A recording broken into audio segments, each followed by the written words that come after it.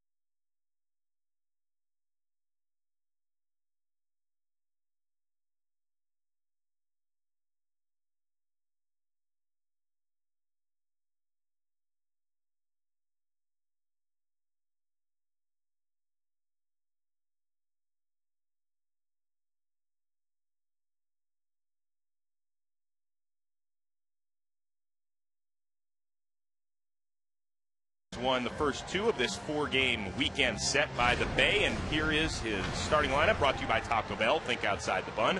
Ryan Theriot to get things started, followed by Taguchi, Ramirez. Jake Fox gets a start for the injured Derek Bell at first. Jeff Baker, Reed Johnson, Giovanni Soto, Sam Fuld, and on the mound it'll be Tom Gorzolani against the 31-year-old left-hander, former Cy Young winner across the Bay, Barry Zito, who's making his 32nd start of the year, 10-12 with an ERA slightly under 4. And here's the spring pitcher profile for Barry Zito. Well, he has established a curveball early in the game. He will go to it in double play situations to get ahead, and when he's pitching behind, don't be afraid to drop one in there. Also, he's a leader. He has been in 5 postseasons. He understands the importance and what it takes to pitch in situations like this, especially this crucial week for the Giants. And our first pitch brought to you by Budweiser. Reach for the perfect combination of flavor and refreshment. Budweiser, the great American lager. A picture-perfect afternoon in San Francisco as Ryan Theriot steps into the box. And Theriot rips one to right. Nate Schierholtz is under it. And one pitch, one away. Here's the defense for the Giants in the outfield. Velez, Andres Torres getting the start for the injured Aaron Rowan in center, and Shearholtz third to first. Sandoval, Uribe, Kevin Franson getting a rare start, and Ryan Garco at first. And behind the plate, it's the rookie, Buster Posey, making his second big league start, catching Barry Zito. So Taguchi, a recent call-up by the Cubs.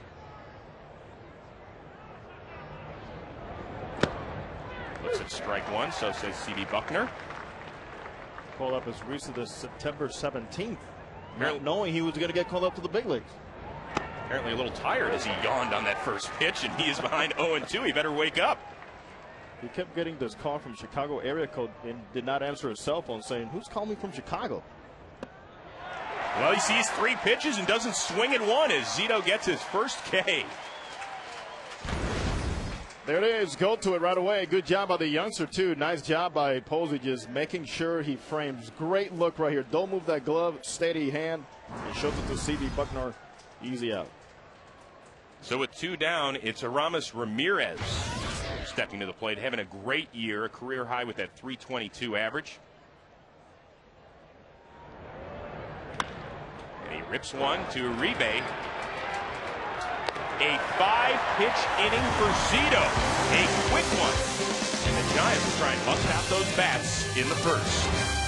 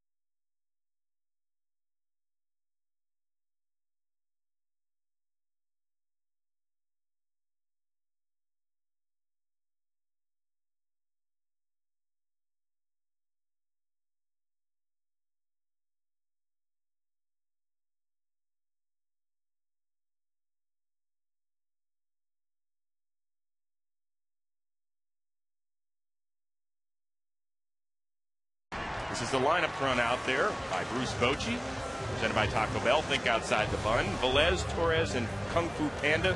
Uribe, Garco, Posey, and Shearholtz, Franson, and Zito against 27-year-old lefty Tom Gorzolani. Came over in a July trade with John Grabo from the Pittsburgh Pirates, making his 6th start of the year. And ready to face the switch-hitting left fielder, Eugenio Velez. Looks at ball one. Here's the sprint pitcher profile on Tom Gorzolani. One-time 14-game winner for the Pirates. Keep rolling. He's 3-1 with the Cubs, and also stay behind the ball. Make sure you are not pushing, getting those outs. Well, sawed Velez off. Ramirez had to dodge the bat and caught the ball, and there's one down. Isn't it amazing how more and more we see this, where guys have to not only become good fielders of baseball, but watch out. Something else flying at you. I don't think Lou Piniella wanted to see any other object near his third baseman, Aramis Ramirez. No, he's had enough injuries over 2009. Andres Torres Looks at ball one. Torres hitting .260 in limited time, getting the start for Aaron Rowan, out with a sore back. Rips one, foul. Gorzolani, one of those guys that might get a look in 2010 at the back end of the Cubs rotation. Most likely this team will not re-sign Rich Harden, who's a free agent, so that fifth slot could be up for grabs. Here's what we're looking at. Torres, great speed, big gaps in this ballpark, and you have to be able to hit line drives and be able to run and not stop. Big swing and a miss by Torres. Kung Fu Panda, third leading hitter in the National League in the on-deck circle. Ball fouled away. Gorzolani very comfortable in this ballpark. His lone appearance in San Francisco back in August of 2007, his lone complete game shutout of his career, tossed a 5-hitter. Swing and a miss, but it gets past Soto, and Torres is going to reach.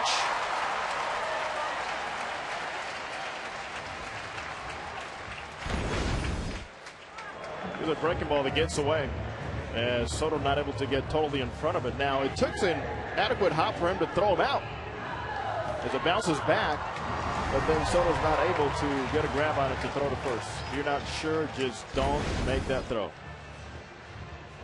A little more body to the right would have been ideal as he's trying to block that pitch. So now a man on for the NL's third leading hitter, Pablo Sandoval. 324, 22 homers, 84 RBI. Leads the Giants in just about every major statistical hitting category this season. Rips one to left, and that's going to get down. Torres is going to motor to third. Sandoval trying to stretch it into a double, and he is done. Sandoval truly loves to hit against lefties. 361 coming into the game. Nice, short, compact swing. Everything is good until he decides to go for two in the situation. You cannot afford to make that out at second base this early. He wasn't even close. He was good 10 to 15 feet shy. Now Sandoval, to his credit, as you can see, he looks like he could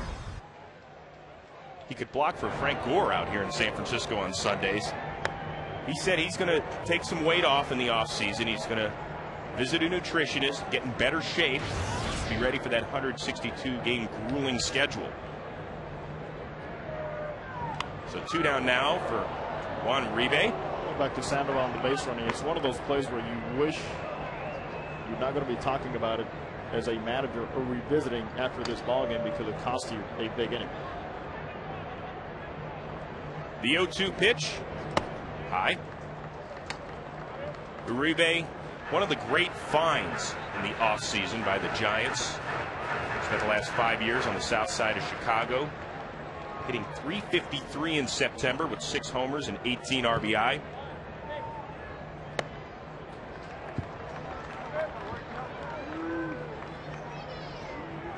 One of the few Giants that has really put bat on ball this month successfully.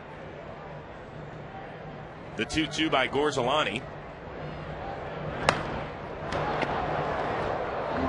Bruce Bochy told us last week when we were visiting with him, what'd you envision Uribe's role to be for the year? Well, you know, utility guy, and that's pretty much what he's going to do. In the meantime, he's talking to Pablo Sandoval, probably going over, hey, you should be at first base instead of trying for 2 here in the first. Young player trying to do too much. Swing and a miss, so Gorzolani strikes out 2. Giants threaten, but leave a man at third. We are scoreless through 1.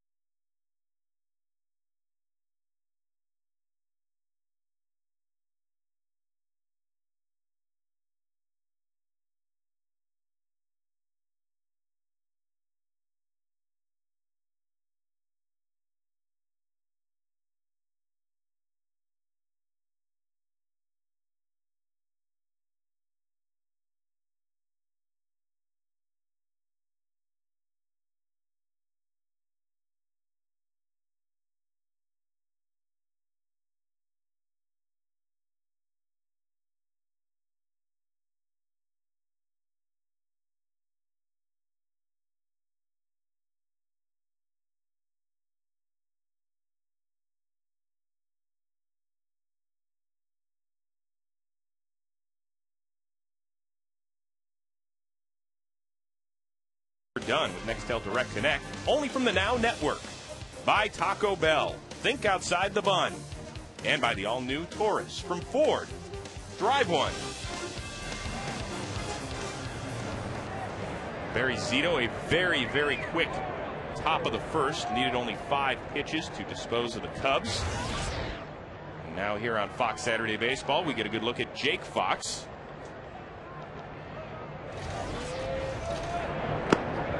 It's a called strike. There's Barry Zito painting and showing everything right away, right off the bat. He has to get a feel for his pitches early in the ball game, and from there, find out exactly what he needs at grind time. There's that beautiful curve, just misses. Zito 5-3, 2.58 ERA since the All-Star break.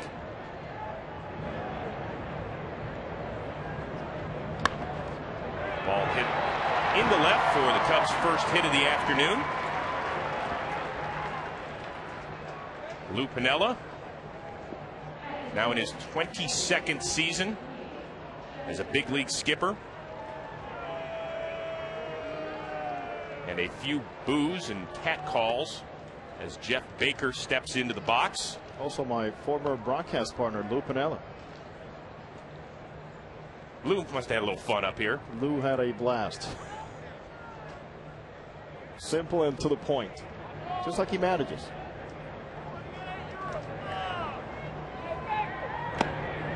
Baker looks at a ball.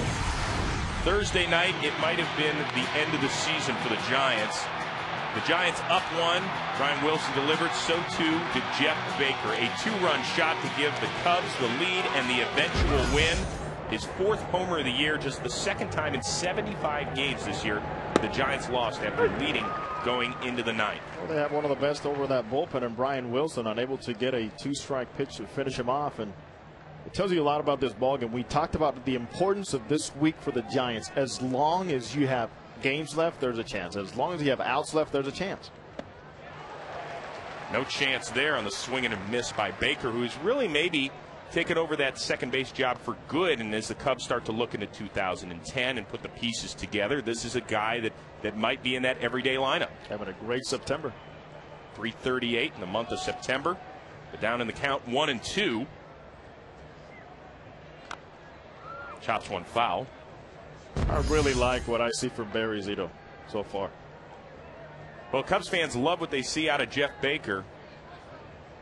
326 this year. And Mike Fontenot, a guy who was maybe supposed to be the double play combination with Ryan Theriot, just has not gotten it done at the dish. Baker pops one. Foul. Ryan Garco gives it a look, but that's it. Well, anytime you play in the Bay Area, one thing to really be aware of, the high sky situation here. Play in Oakland or San Francisco, not a lot of depth that you can focus on. You see no clouds around, and that has created a lot of problems through the years, through the decades, for outfielders and infielders.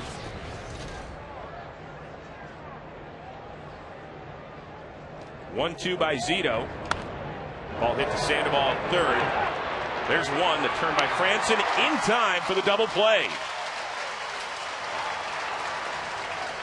Giants fans probably saying, where was that one the other night? There it is right now. That's all that matters. Sandoval makes sure he gets a grip on it first and then goes to second for a nice pivot by Franson to first base. That's how you help a guy throwing strikes. Catch the ball as they hit it to you. Make it easy on him. Good turn by Kevin Franson, making just his 18th start. Starting for the injured Freddie Sanchez, who's probably done for the year. Re-aggravated a knee injury this week. He's going to need off-season surgery. Reed Johnson knows all about the injury bug. Went on the DL July 30th after breaking a bone in his left foot, fouling one off. Reactivated this week. Rips one to center, and Torres on the run. It is over his head, twisting away. Johnson's going to trot into second with a 2-out double. His 9th double of the year. Short, compact swing right to this baseball. It caught the middle of the plate as it cut in. Choking up on that bat. This is the definition of a gamer.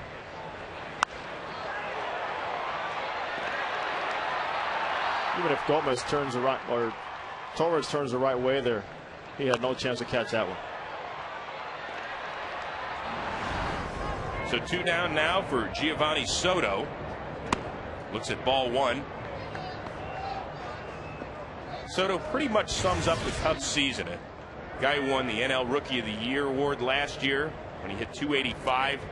Not even 220 this season. Spent some time on the DL with a strained oblique. And the guy just really never got it going this year. And Lou Piniella says if we're going to be better next year, we need this guy. We need Alfonso Soriano back producing as well. Production comes on his approach with men in scoring position for Soto. Too pull happy sometimes. Soto looks at a strike there. What I mean is, you look at last year's numbers where he was, clearly. And he's gone down. Yes, the injury bug and all that, but his approach overall has not been the same. There's one down low.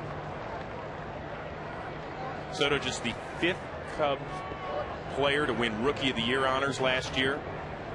First one since Kerry Wood, 98.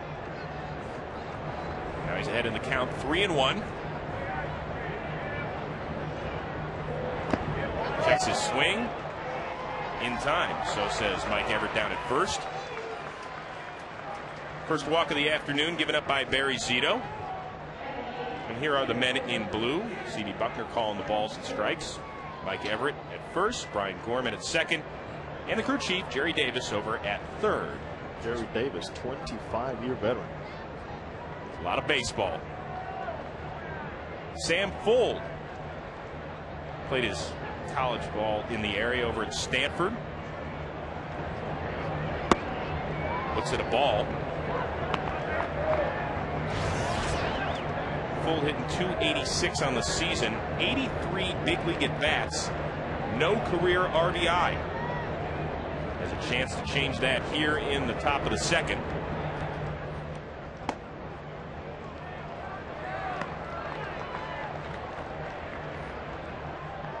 Going lefty against lefty.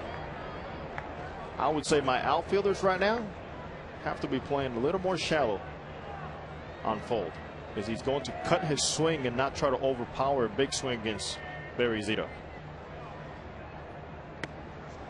And Zito falls behind 3-0.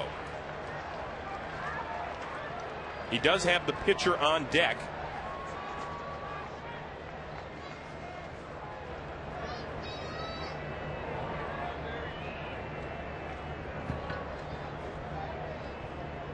The 20th pitch of the inning for Barry Zito. And it is a strike.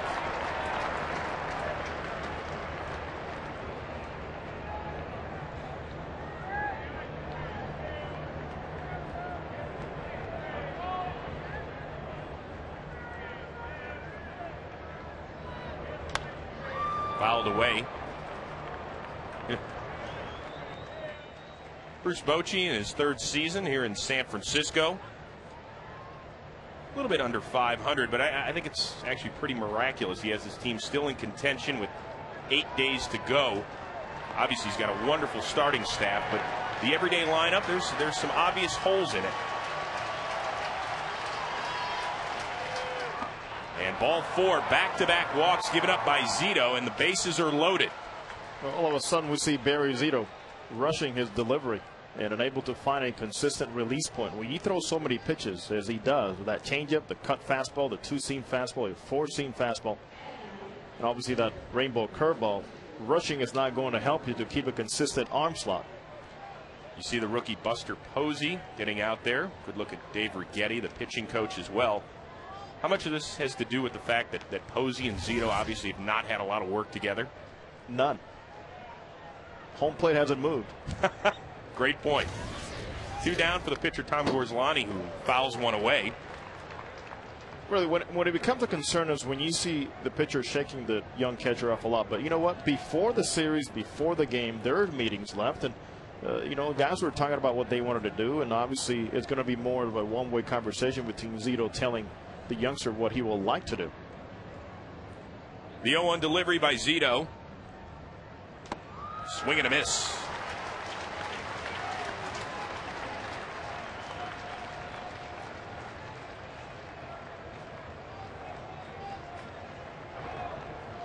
Zito's given up 5 grand slams in his career. But a big swing and a miss by his opposite number, and Zito nearly walks his way into trouble, but gets on out of it. We're scoreless in San Francisco.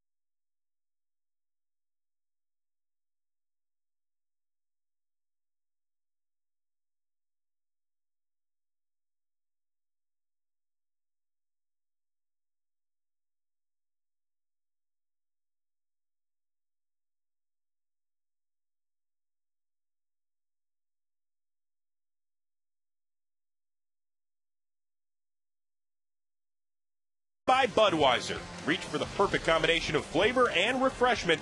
Budweiser, the great American lager. Bottom of 2 by the Bay. Cubs left them loaded in the top of the frame. Now Tom Gorzelani will face Garco, Posey, and Scherholtz on a picture-perfect afternoon in San Francisco. Probably the best view from a press box I've ever experienced. Well, one of the best stadiums in the Bigs as well. Just a gorgeous setting, which makes you kind of scratch your head as to why Ryan Garco has yet to feel good about playing in this park. Making just his 4th start since September 6th, and he is just 4 for 39 at home. Just a $103, 233 overall as a Giant. Came out over in a July trade from the Cleveland Indians for minor league pitcher Scott Barnes, and just hasn't found it, although he is ahead 3-0. Need some base runners, get something going, as they almost did in that first inning.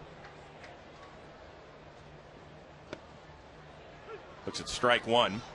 The Giants just 2 hits last night, getting shut out by Carlos Zambrano. Singles by Uribe and Tim Lincecum, the pitcher.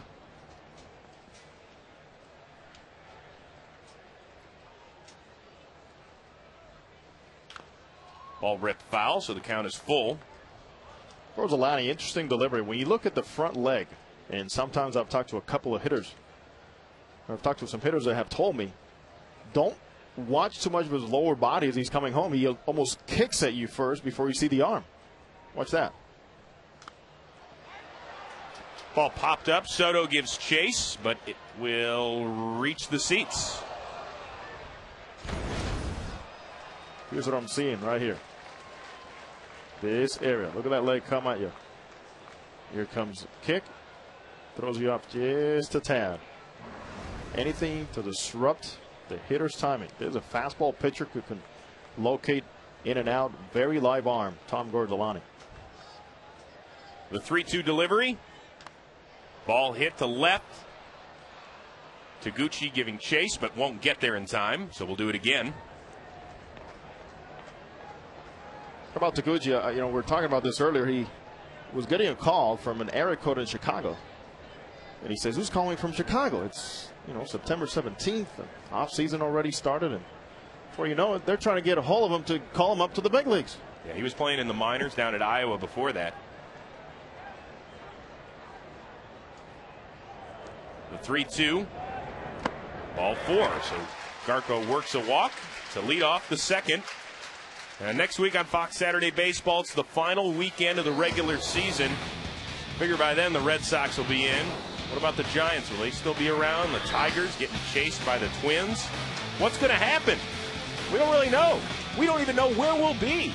We'll decide during the week what's the most important game, but it'll come your way next week at 4 Eastern, 1 Pacific on Fox. Let's not forget about those Atlanta Braves. Big swing and a miss by the rookie Buster Posey. 1 for 6 as a big leaguer with 3 strikeouts. But this guy undoubtedly is the future behind the dish for the Giants. And that future is now in a playoff chase. Well, the opportunity presented itself with Benji Molina getting hit on his glove hand recently during this series. So Bruce Bochy's manager, former catcher, says the time is now for this youngster, who also hit .412 against lefties in AAA. Posey, the 5th pick in the 2008 draft out of Florida State, where he won the Golden Spikes Award, best player in college baseball.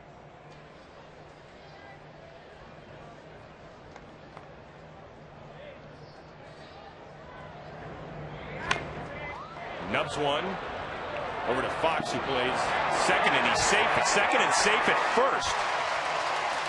Terrio not on the base, and the relay was not in time. Well, good job by umpire Brian Gorman. He is on top of this play. Good job of the first baseman getting rid of it. But hey, he is not on the bag. It's not an automatic out. And this year, I've seen more and more the umpires doing an outstanding job, not taking this play for granted. Well, clearly off the bag. Well, Jake Fox making just his 3rd start of the year at first base, so he hasn't had a lot of opportunity over there. He was actually drafted as a catcher out of the University of Michigan. And his heir now has the Giants in business. You want opportunities, starts with that walk. You have them. Nate Schierholtz getting the start today out in right. Fouls one away. Here it is. As he spins, he picks up his target, threw a slider out there. And good job by the shortstop, too. Terrio came off the back to make sure that ball didn't keep sailing all the way to left field. It's one of those times where you say, I wish I could have picked up the youngster a little bit earlier, but all you can do is at least save that runner from going first or third. So now Schierholtz, you're thinking the left-handed hitter against the left-handed throwing Gorzelani. Advantage Cubs, but not really. Schierholtz hitting .388 against left-handers this year. Second best among regulars in the bigs. This could be a double play ball. Terrio to second for 1. The turn is not in time. Schierholtz legs it out.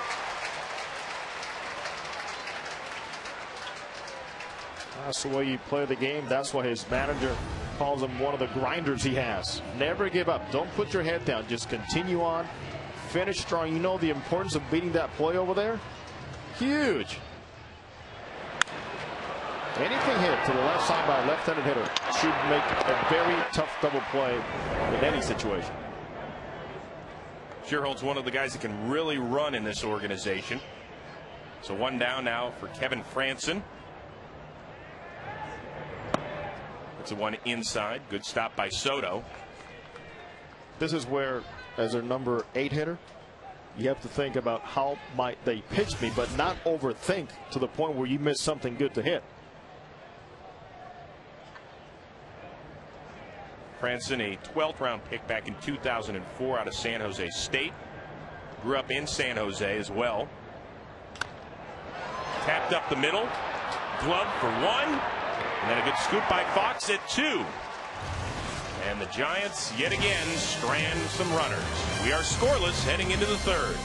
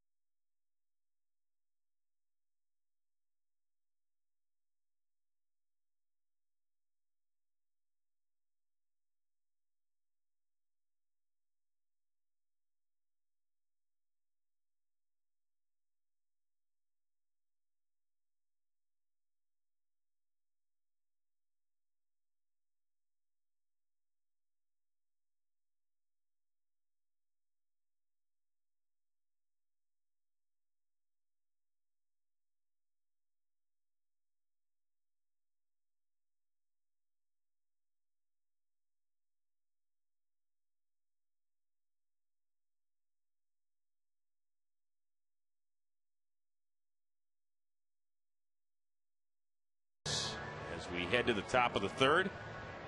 It's our way home. Well, knowing Fox, yeah, that's the way we're heading. We can take it back, go back down the California coast, back to Southern California. Got all day, beautiful day. Why not? We got all week. Maybe you do. Good point. Ryan Theriot swung at the first pitch he saw of the ball game, flew out to right in the first.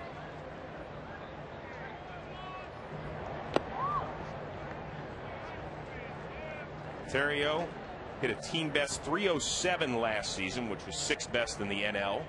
About 20 points off of that pace this year.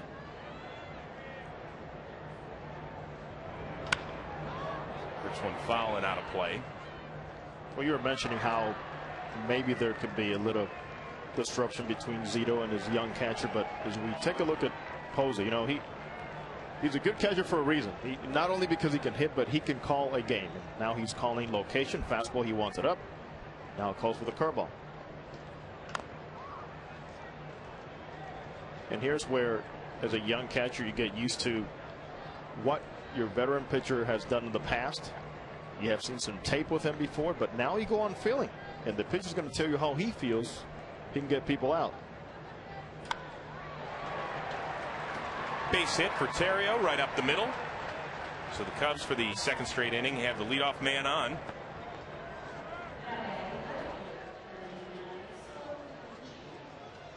And so Taguchi struck out on 3 pitches, didn't even get the bat off his shoulder his first time up. Hard to believe, but so Taguchi, 40 years old as he steps into the box.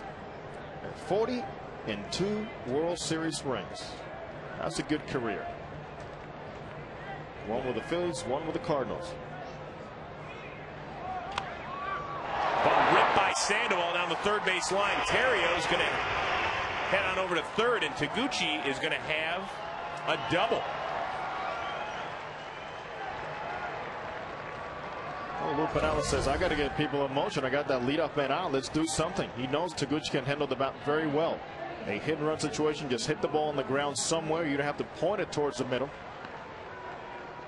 As Sandoval was guarding against the bunt, obviously cutting the distance. And just going on reaction. Good piece of hitting. Good play by Lou Piniella. He's got them going right now. So now Aramis Ramirez grounded out to end the first, but he loves this sort of situation, hitting .429 with runners in scoring position. Puts the one up high. What makes Ramirez so good here? And I was talking to him before the game, and I said, what do you do? Because you're so clutch in these type of situations. He goes, I see a smaller field.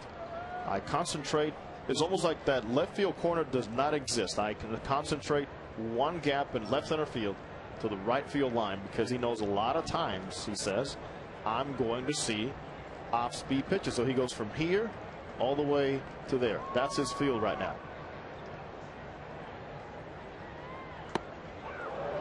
Zito brushes him back, falls behind 2-0. And if you want to point to one of the things where the Cubs season kind of got off track, early May when Ramirez injured his shoulder, ended up missing 2 months. Lou Piniella did not have that bat behind Derek Lee in this lineup. Nobody really picked up the slack. Overall, they have not been a good hitting team with men in scoring position. 243 coming into this ballgame. The Giants not much better at 246. And now they're just going to give him ball 4. Third walk of the afternoon for Barry Zito. It's time right now for the Bank of America fan cam. Take a look around the yard on this beautiful Saturday afternoon. Out in the Cove, 50 splash hits all time out there. These fans would like to wait another half inning before number 51 comes out their direction. It is Jake Fox, who had a grand slam earlier this year on Fox. And gets a hold of another one, but this one curls foul.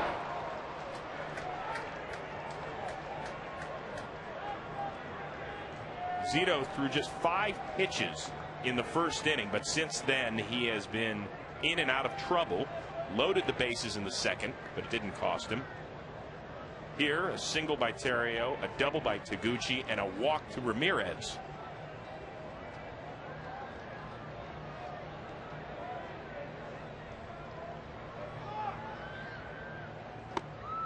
Inside.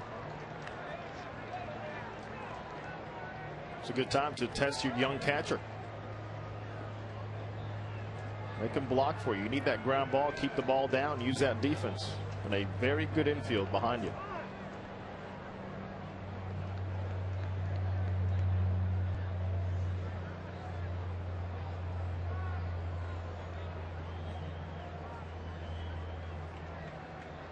The 1-1 pitch by Zito just misses. It's 2-1. Zito coming off a no decision Monday in Arizona. Didn't even get out of the 5th. Worked just 4 1/3, giving up 4 runs.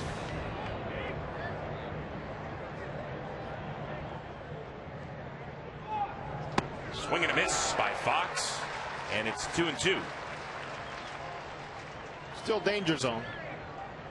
He's not a guy that can really live above the waist with fastball or the curveball, so the quicker the adjustment for Zito at this point, the better.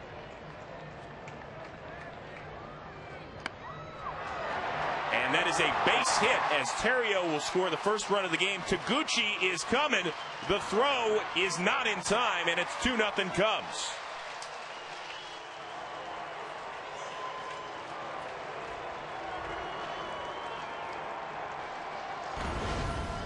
You gear yourself for off speed, you stay in, you fight it off with that front shoulder. And now here's what I'm talking about. It's above the waist, and when it's coming slower, you're able to track it better and stayed inside of it. Hey, he took a page out of Aramis Ramirez. Used the big field the other way. Just over the head of Franson. 2-run score on the play.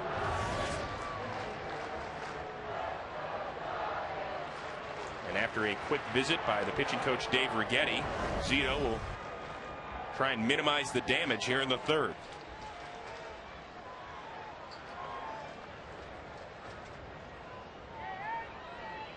Sandoval at third base better be on the lookout here. Baker hits one to left. Velez under it.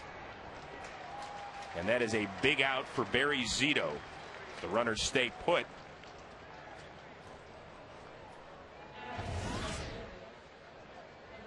Zito approaching 50 pitches through 2 1/3. Now Reed Johnson, who tagged Zito for a double back in the second. Johnson, one of those guys that hasn't been able to stay healthy this year, and in recent years he will be a free agent at season's end. Sandoval playing a little too deep for me with Reed Johnson up right now. That's a good look at that fastball.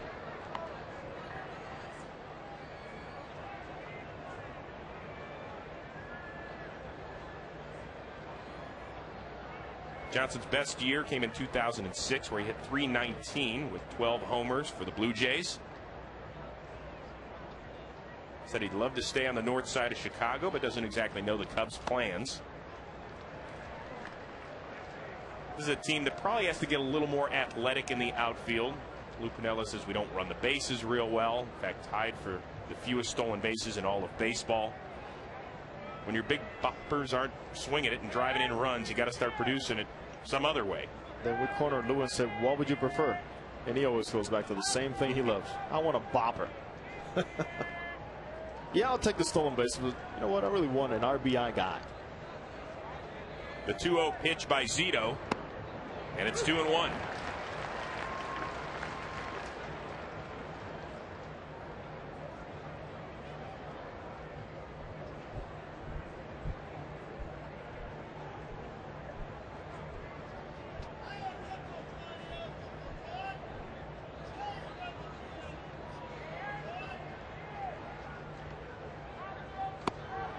And it is 3-1.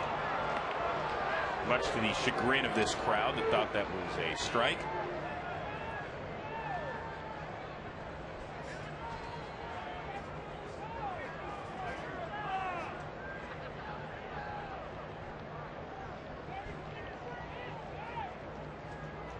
The 3-1 delivery by Barry Zito.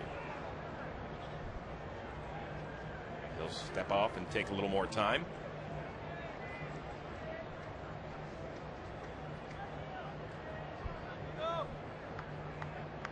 I would call a timeout right now. Step off. I need to communicate with my catcher. Something needs to give here. They are not on the same page right now. Well, we have seen Posey go out there several times earlier in the frame. Dave Righetti came out. This is just Posey's second big league start. He actually doesn't look very confident just calling pitches right now from the way you can see. And finally they're going to break it in, so let's make it simpler here. We might need to call Dr. Phil. There needs to be some counseling, better communication, something going on here. A lot of times a young catcher will get caught a lot on the scouting reports that they talked about early in the game. And a veteran pitcher will tell you through the years, what I learned is what happens between the white lines. Sometimes you got to throw it out and say, I'm going to tell you what's working. Let's stay on the same page somehow. Here's the 3-1 pitch finally by Zito. Ball 4. Fourth walk of the afternoon by Barry Zito.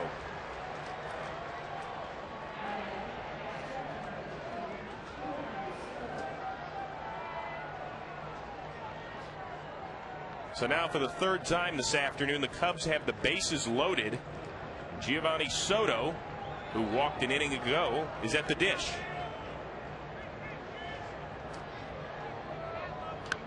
Fouls one away as Zito finally gets ahead.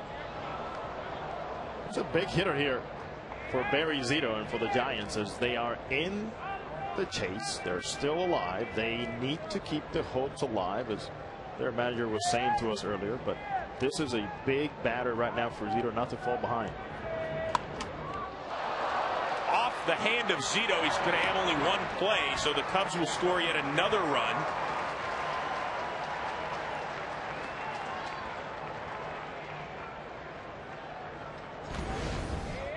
It is not recommended, but hey, when you're out there fighting to get outs, you're going to do anything that your body allows you to do to get those outs, including throwing that bare hand out there to stop that ball from going to center field.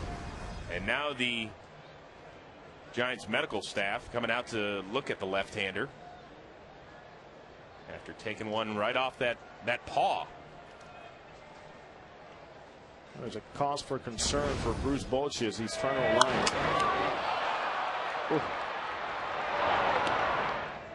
Well, we saw John Lester, the ace of the Red Sox, get caught by a Melky Cabrera line drive on the knee. This one didn't come back with quite the same velocity, but coming off that pitching hand. That is Waldis Joaquin, who's getting loose now in the Giants bullpen as Zito's going to give it a throw. And obviously is not the way you want to defend your position as a pitcher, but don't tell anybody that's out there sweating and grinding it out not to do that and react that way. Easier said than done.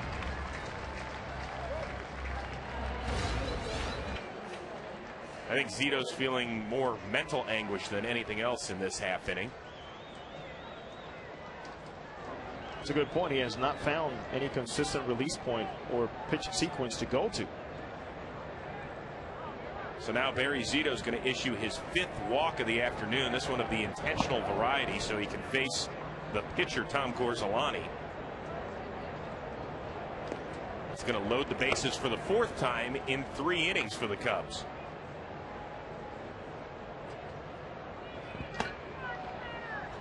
And Zito had a game August 24th at Colorado where he walked 6 batters.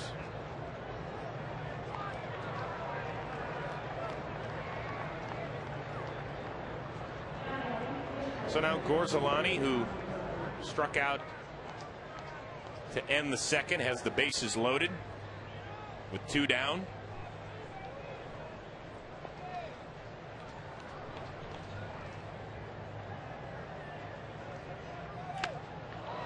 Lifts one out to right center. Shearholtz charging in, and that is going to do it. But the Cubs put 3 on the board. They take a 3-0 lead to the bottom of 3.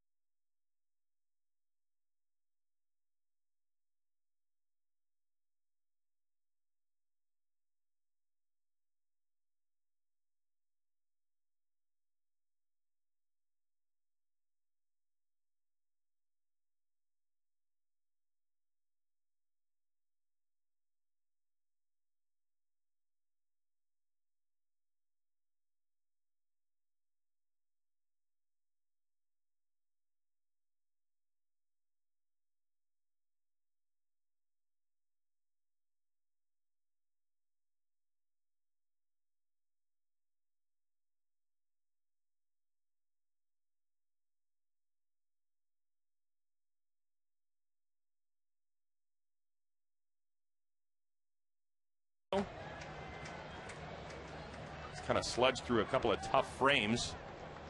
Now he's going to try and get some back against Tom Gorzolani,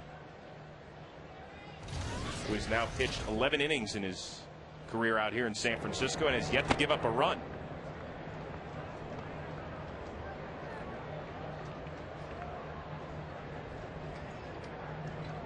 Zito just 6 for 49 this season and hitting a .05 for his career, but he's up on the count 2-0.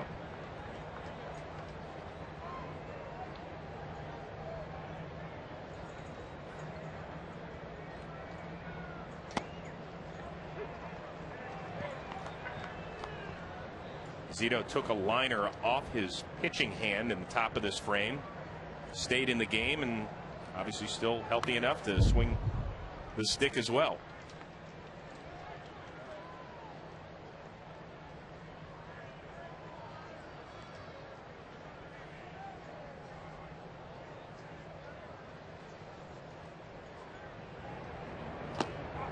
And the count is now full.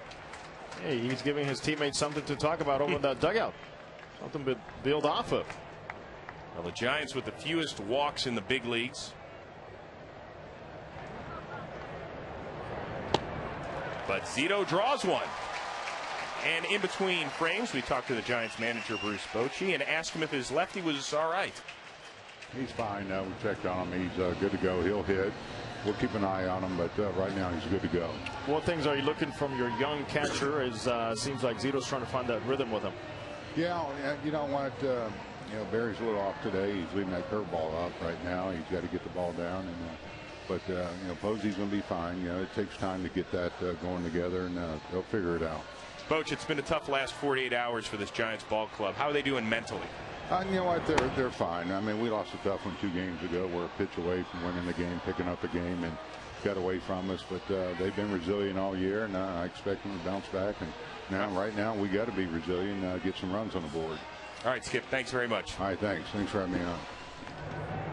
And we want to thank Bruce Bochy yet again for doing that. He didn't have to with his team down 3-0, and you can see that playoff chase kind of getting further and further away, but still giving us a few minutes, and we really appreciate it. He should get a lot of consideration for Manager of the Year in the National League, because not very many people anticipated the Giants being this close at this point of the season.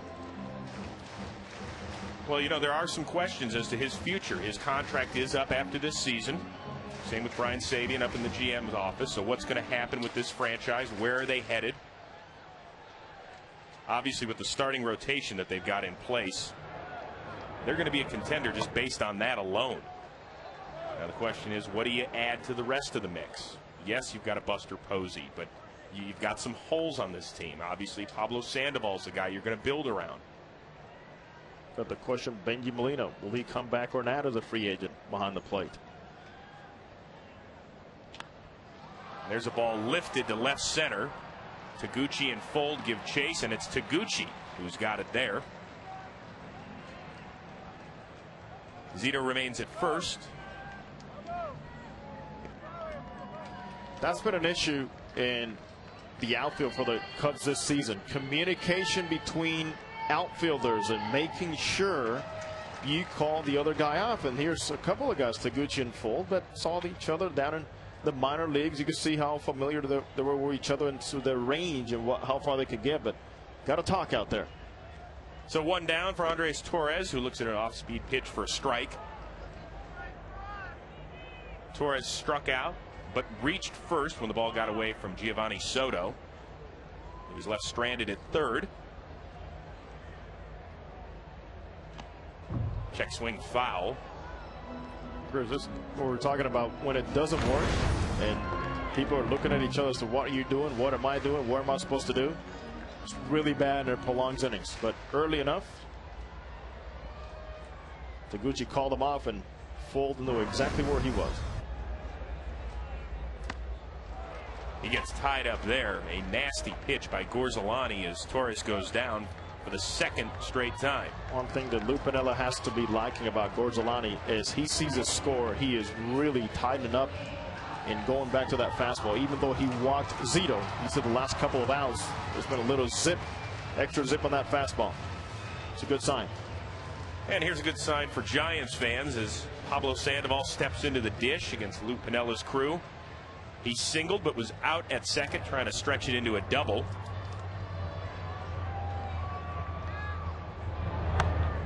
Right now, that's big play. A momentum changer right off the bat. Giants could have had first and third with the hot-hitting Juan Uribe up. Instead, just a man at third, and Uribe ended up striking out to end the frame. One thing with Pablo Sandoval, he has the ability to also make us forget about that very quickly. By the way he swings the bat, you mentioned already 361 against lefties, and in fact, he is a better hitter in this pitcher's ballpark than away from it.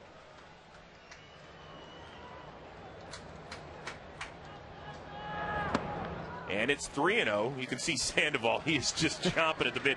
Give me something to swing at here.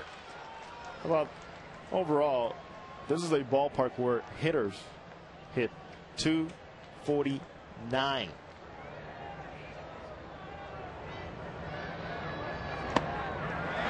Four straight wide ones. And Pablo Sandoval has become the undisputed leader of this team. Every time you look at the dugout, the guy is smiling ear to ear, having fun. He leads the team in hits, doubles, homers, RBI, and without a doubt, smiles as well. A different atmosphere than they had here during the 90s and early 2000s. What's more amazing, you got to love, is where he ranks. Look at those doubles, average, multi-hit games, but to be that young, be that confident, and not hide your personality just because you're a young player speaks loudly about what he's all about. Well, he is the centerpiece. A switch hitting third baseman. We told you earlier he's going to work in the offseason on slimming down, getting in better shape. Somebody up here in that booth might follow that train too. I might hire the same personal trainer. You never know. He's going to be in Arizona, not far. So Juan Uribe, swing and a miss as he's out in front of one. Big at bat here for the Giants. Uribe, who's been red hot in the month of September with 2 on. Zito walked to lead off the inning. Sandoval walked as well. Fouled away, and now Gorzolani up 0-2. And a nifty catch by Van.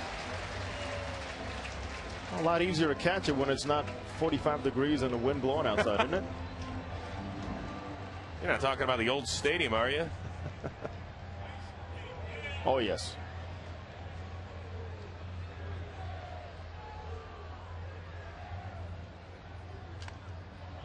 Fouled away again. Gorzolani staying right with that fastball.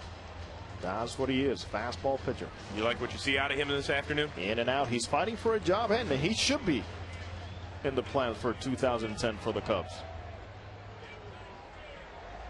In fact, he's an Illinois native. Evergreen Park, Illinois. Grew up a White Sox fan on the south side. Loved those teams in the early 90s with Blackjack McDowell, Robin Ventura, Ozzie. Ozzie Guillen.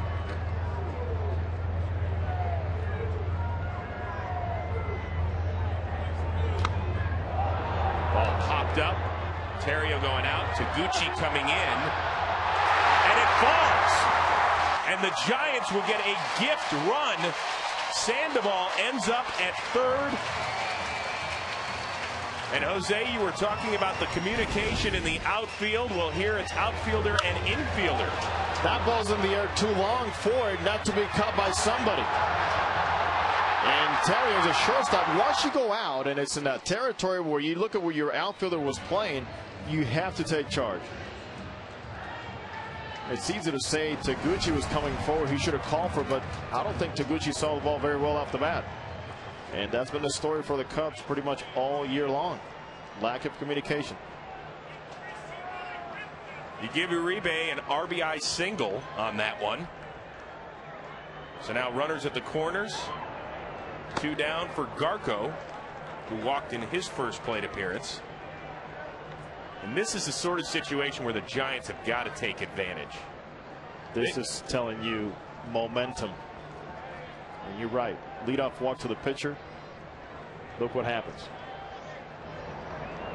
Well, they also don't get enough base runners in order to not take advantage of this sort of situation. Somebody's going to give you a gift, a walk to the pitcher, and then a pop fly single to extend the inning.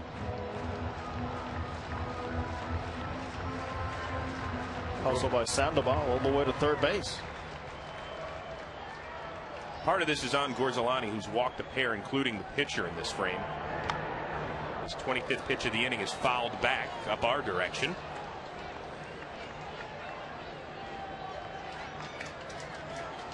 Gorzolani came over along with reliever John Grabo from the Pirates in a 5-player deal.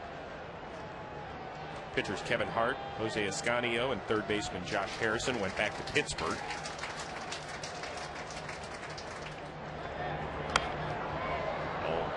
Hit foul and out of play again. And when the Giants acquired Ryan Garco back on July 27th, well, this is a perfect situation for him to come through, especially here at home. Against a lefty, men in scoring position, some momentum going. Get your team closer. The 2-2 delivery by Gorzolani. Checked his swing in time on the appeal. So says Mike Everett at first. If anything, I thought it was going to be a call strike. It's a good job holding that barrel back. So Uribe will be on the move. Ball gets in the gap, and this game could be tied. The 3-2 pitch by Gorzolani. Ball hit foul and out of play. Garco was a solid RBI man over in Cleveland. Knocked in 90 in 2008. But just 12 RBI in limited time with the Giants. Change of league. For some, it's not all that easy.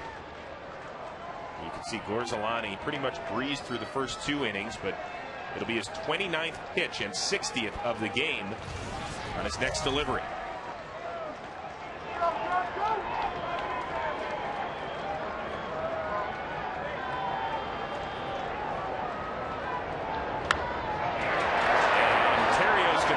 Be into that and squeeze it. So the Cubs give Barry Zito and the Giants one back. It's 3-1 as we head to the 4th.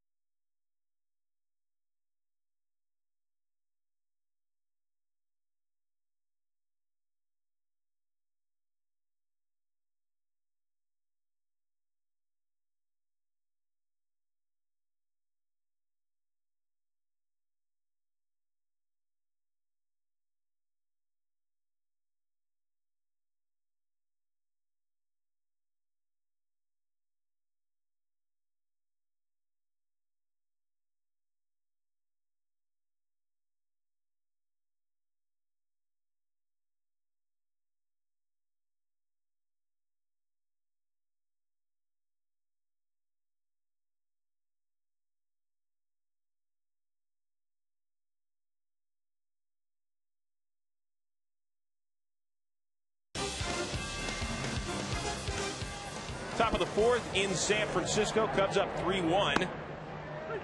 Ryan Theriot looks at strike one.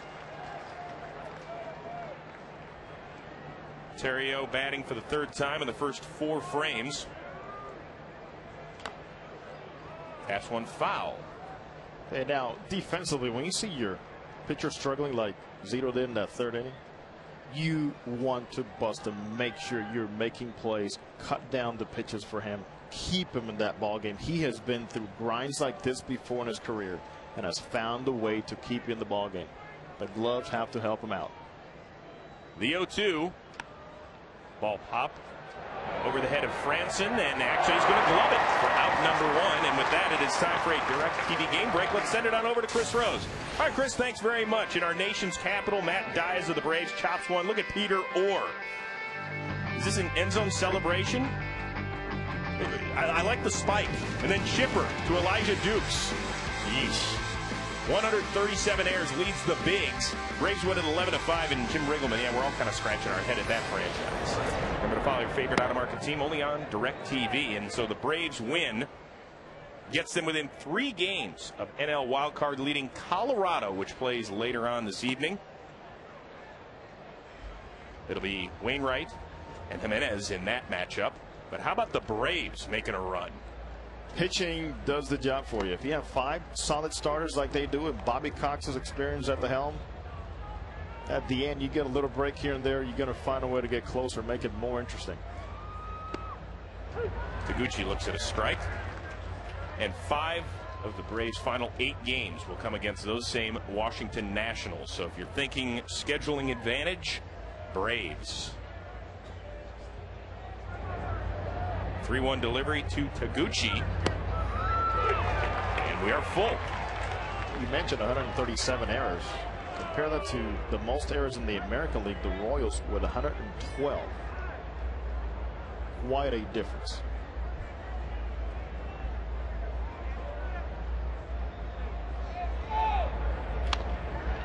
Ball tapped to Garco. Gloves it.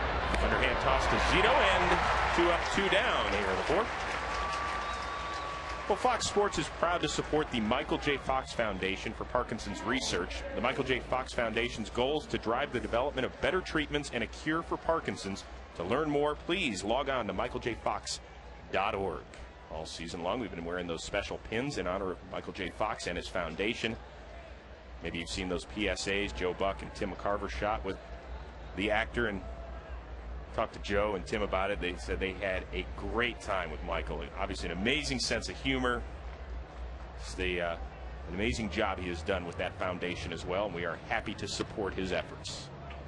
In the absolute, using what has been given to him, sharing that and helping others.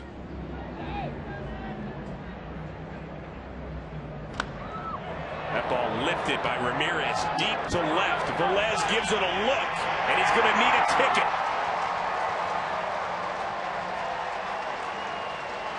For Ramirez, his 15th homer of the year. And the Cubs have a 3-run lead yet again. Well, just consider how big his absence was. 15 home runs. This is only game number 79.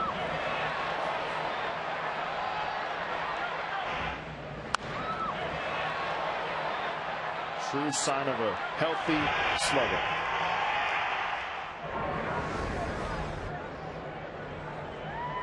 So Cubs lead it 4-1. As Jake Fox lifts one foul, he got the Cubs on the scoreboard back in the third with a 2-run single. Look at Ramirez climbing up the all-time Cubs home run board. 2 within Hack Wilson. How about Gracie? Huh? Yeah, where's the doubles board when you need it? Where's the triples that were turned into doubles board? Because Grace is definitely atop that one. Fox having a solid afternoon, a pair of singles. This one popped up. Posey's going to give it a look, as will Garco. And it is off Posey's mitt. Somewhat reminiscent of the 1980 World Series, where it went off of Bob Boone's mitt, but Pete Rose was there to lend a helping hand. And you just want to say, hey, most young catchers have gone through this.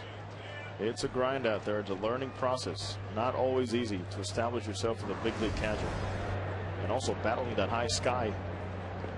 Not an easy task here. Well, Zito picks up his catchers. He strikes out Fox. But the Cubs add another one on the board. Aramis Ramirez with his 15th homer of the year, and it's 4-1 Chicago.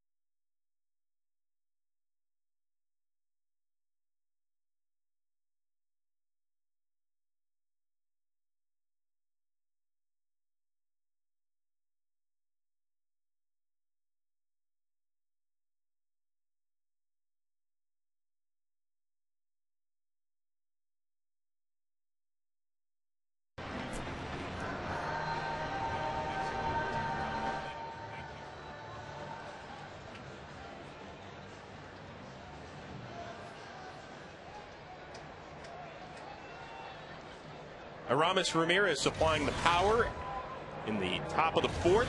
His 15th homer has given the Cubs a 4-1 lead. As the rookie Buster Posey steps in, he is 0 for 1 and 1 for 7 now in his big league career.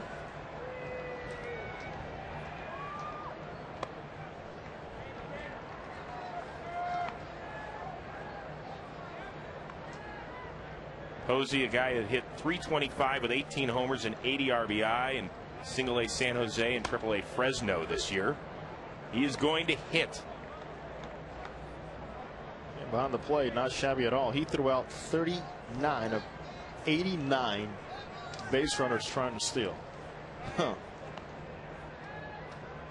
Quite a talent. Now the question is, do you hand this pitching staff over to Buster Posey in 2010? Short answer for you will be, I always like a veteran presence behind the plate to break in a youngster. So the answer to me is no. Really? If I can sign a veteran catcher, bring Molina back, or get somebody else to help him out, that is a different story. But to him, every single day, no. Ball tap foul. It's not a knock on him. I'm just saying it's a lot easier just to break him in easily, and as he gets better and better, gets more experience, then you throw him out more often.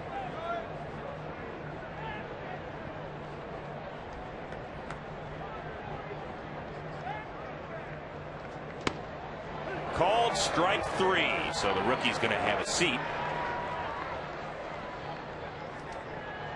As he's now 1 for 8 in his career. And Tom Gorzelani on the attack. Well used both sides of the plate, as you saw this last fastball cut from the outer third out to the middle of the plate.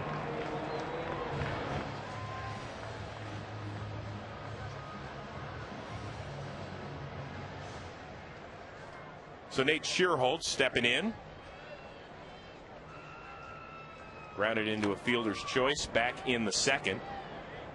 We had talked about the previous at bat, Chris, how good Shearholtz is against left-handed pitchers. Well, lefty against lefty. He came into this game hitting .388 against southpaws. Well, reason is watch the front of his body, stays close, because he knows at some point he's going to see some of those spinning away. So the quieter he is with this front side of his body and doesn't pull in this direction, the easier it is for him to track down missing fastballs and those sliders over the plate. And Shearholtz grounds one, a lone runner into center.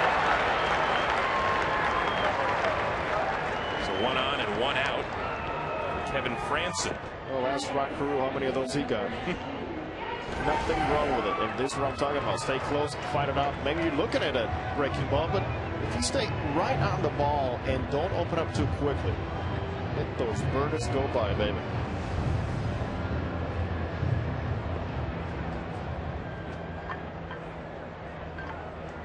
So it brings up Kevin Franson. Grounded into a double play to end the second. For the Giants, Chris, how big would it be this week to not have Edgar Renteria out with elbow surgery? He is done until 2010. And Bruce Bochy pretty much said we didn't see the real Edgar Renteria this year at all. That he was just too banged up. Hit a career low .250, drove in just 48 runs. Even with those low numbers, had some very, very big hits for them.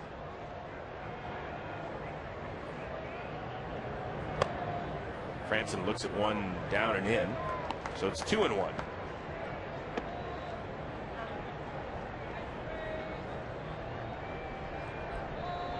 Franson made his big league debut back in 2006 when he played 41 games with the Giants. Of course, Alani's going to keep an eye on Shearholtz, who can run a little bit. Not a bad idea. As Bruce Bochy would like to get something going somehow, even down by 3. If he's not paying attention to you, at some point you got to let him go.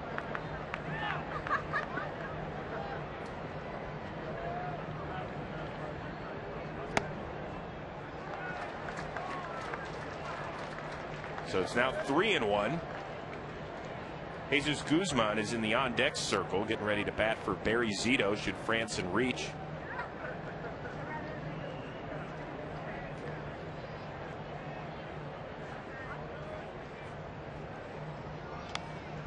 Rip foul. Got a good cut there.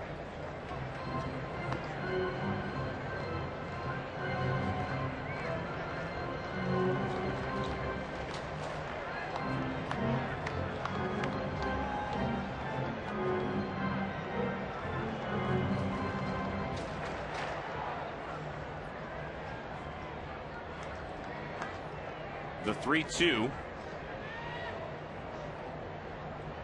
Shearholtz is going.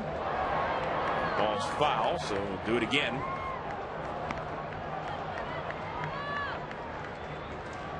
There's quite a week ahead for the Giants to stay in it. The Atlanta Braves, but over the American League, Minnesota Twins. Never die, Minnesota Twins. Now just 2 back of the Tigers in the American League Central. Minnesota and Kansas City tonight. Detroit at Chicago. The 3-2 by Gorzolani. Swing and a miss by Franson. 2 down. And time right now for a DirecTV game break. For that, we send it on over to Chris Rose. All right, Chris, thank you very much. In the Bronx, CC Sabathia getting that defensive help. Jed Lowry the shot, but look at Melky. That probably didn't need to jump for that. And then the Yuka. But it's the captain says, I'll take that, thank you. CC with a no through 4. Remember to follow your favorite out-of-market team only on DirecTV. Dice K pitching well as well. So Barry Zito's afternoon is finished. Jesus Guzman looks at ball 1. Guzman a solid bat, though he's only 1 for 7 as a pinch hitter. He was the MVP of the Venezuelan Winter League Setting new records.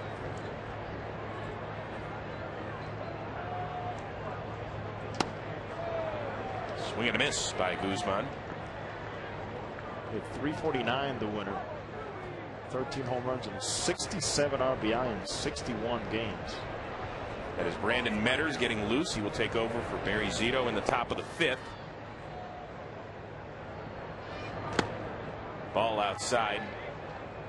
Bruce Bochy has really been waiting all season for somebody to get that huge hit. When are we going to get that? Outstanding pitching, but the problem has been at the dish.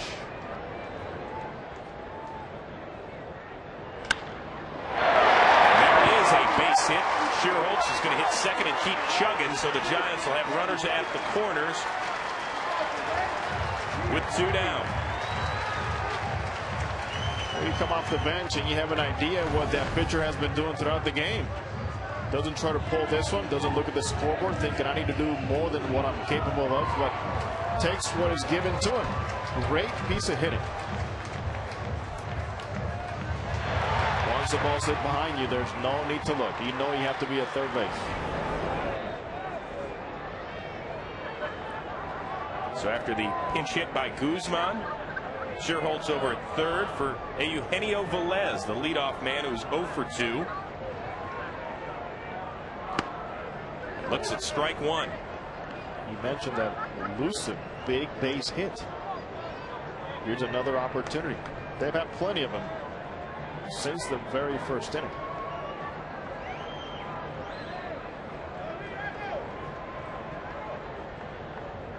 Swing and a miss by Velez. Can't catch up to the 93-mile-an-hour heater. Now Gorzolani up 0-2. Also, as they've had opportunities, they've also had to face this tough lefty, who really is bringing it up another notch when he's needed it, and it's worked for him.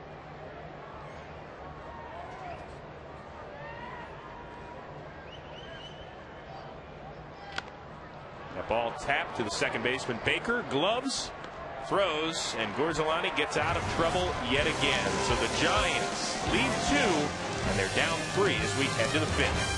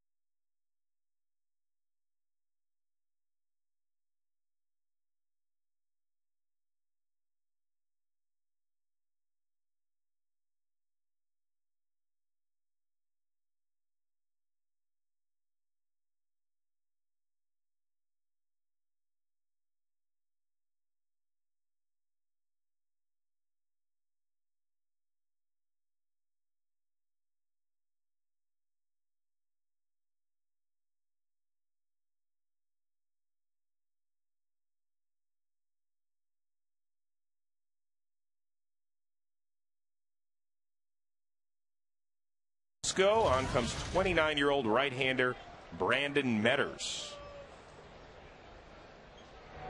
making his 59th appearance on the season, 4-1 on the year. That's one fouled away there by Jeff Baker. If he could get the strikeout, he comes into this ballgame with 56 strikeouts and 65 and a third, but also he has walked 31.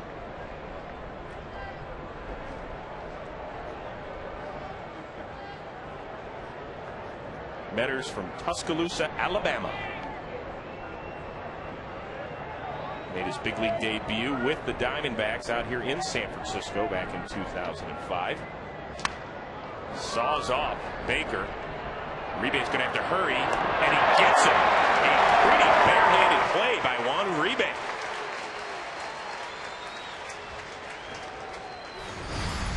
Well, Milton Bradley, his season is done, suspended for the rest of the season by the Cubs. Didn't get off on the right foot. That was his first game in Chicago, thrown out by the ump, and then with only 2 outs, throws the ball in the stands. Then in September, what's he do? He, bothered by knee problems, takes himself out after a base hit, and then last weekend told a Chicago reporter, you understand why they haven't won in 100 years, because it's all negative. So the Cubs, early part of the week, suspended him with pay for the remainder of the season. Now, Bradley hasn't spoken to any of the Cubs, but he did issue a statement. He did apologize. He said, my frustration and disappointment boiled over, and I said and did certain things I regret. In hindsight, I wish I had handled certain things differently, and I apologize for those things that did not work out for the better. Now, Bradley signed to a 3-year, $30 million deal before the season, had 2 years and $21 million left on that deal. Kevin Gregg's a free agent after this year. Aaron Miles signed a 2-year, $4.5 million deal. Those are 3 things that really didn't work. But really, circle Milton Bradley on this one, because the question is, what do you do with him, and how do you get rid of him if he's not really welcome back into the Cubs clubhouse in 2010?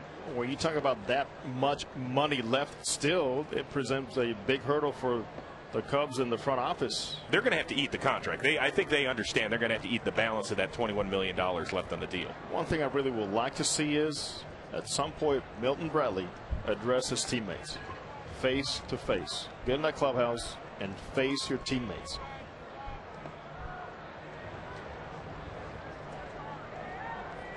Well, his teammate Reed Johnson down on the count 1-2. You know, there's been some talk in the Chicago papers, possible destinations for Bradley, and Kevin Towers, the GM down in San Diego, really wouldn't mention too much about Bradley because of tampering possibilities, but he said, listen, we enjoyed having him down here. He was productive for us. That was back in 2007. He played 42 games and hit .313 with the Padres.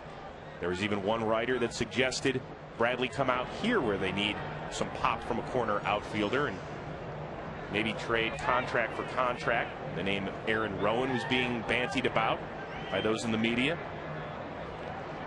It's a trade that is not going to be made through the media. It's easy to say, oh, you know, this salary fits there, why not send him there? But you're also talking about intangibles, what every player brings with him. Things that are accepted and things that are not accepted. And I thought for sure Lou Piniella could have been the guy, obviously, to at least smooth out Milton Bradley, get the most out of his talent.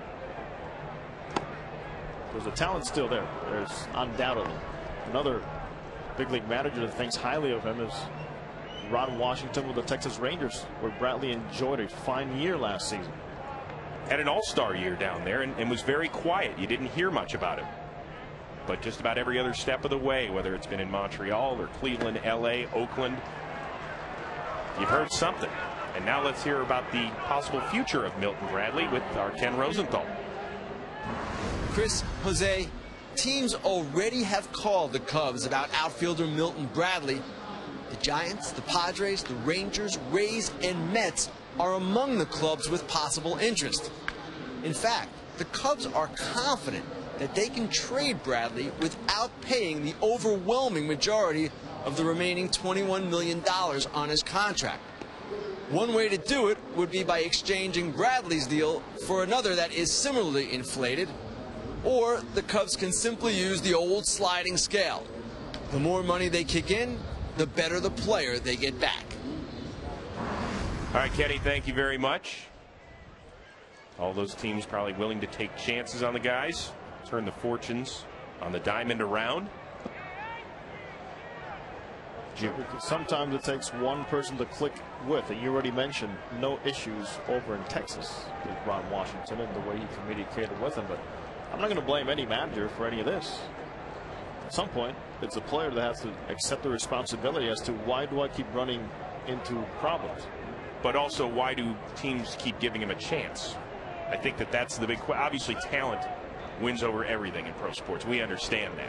Listen, and I've known Milton Bradley for a long time. We spent some time together in the minor leagues with Montreal in '97, and as a human being, one-on-one, no problems. But just the things that happen in the clubhouse sometimes or out on the field are not accepted. Shouldn't be. Sandoval gloves that one over to Franson for one, and a double play gets Brandon Metters out of the inning, and the Giants back in the dugout. They are down 3 as we head to the bottom of the 5th.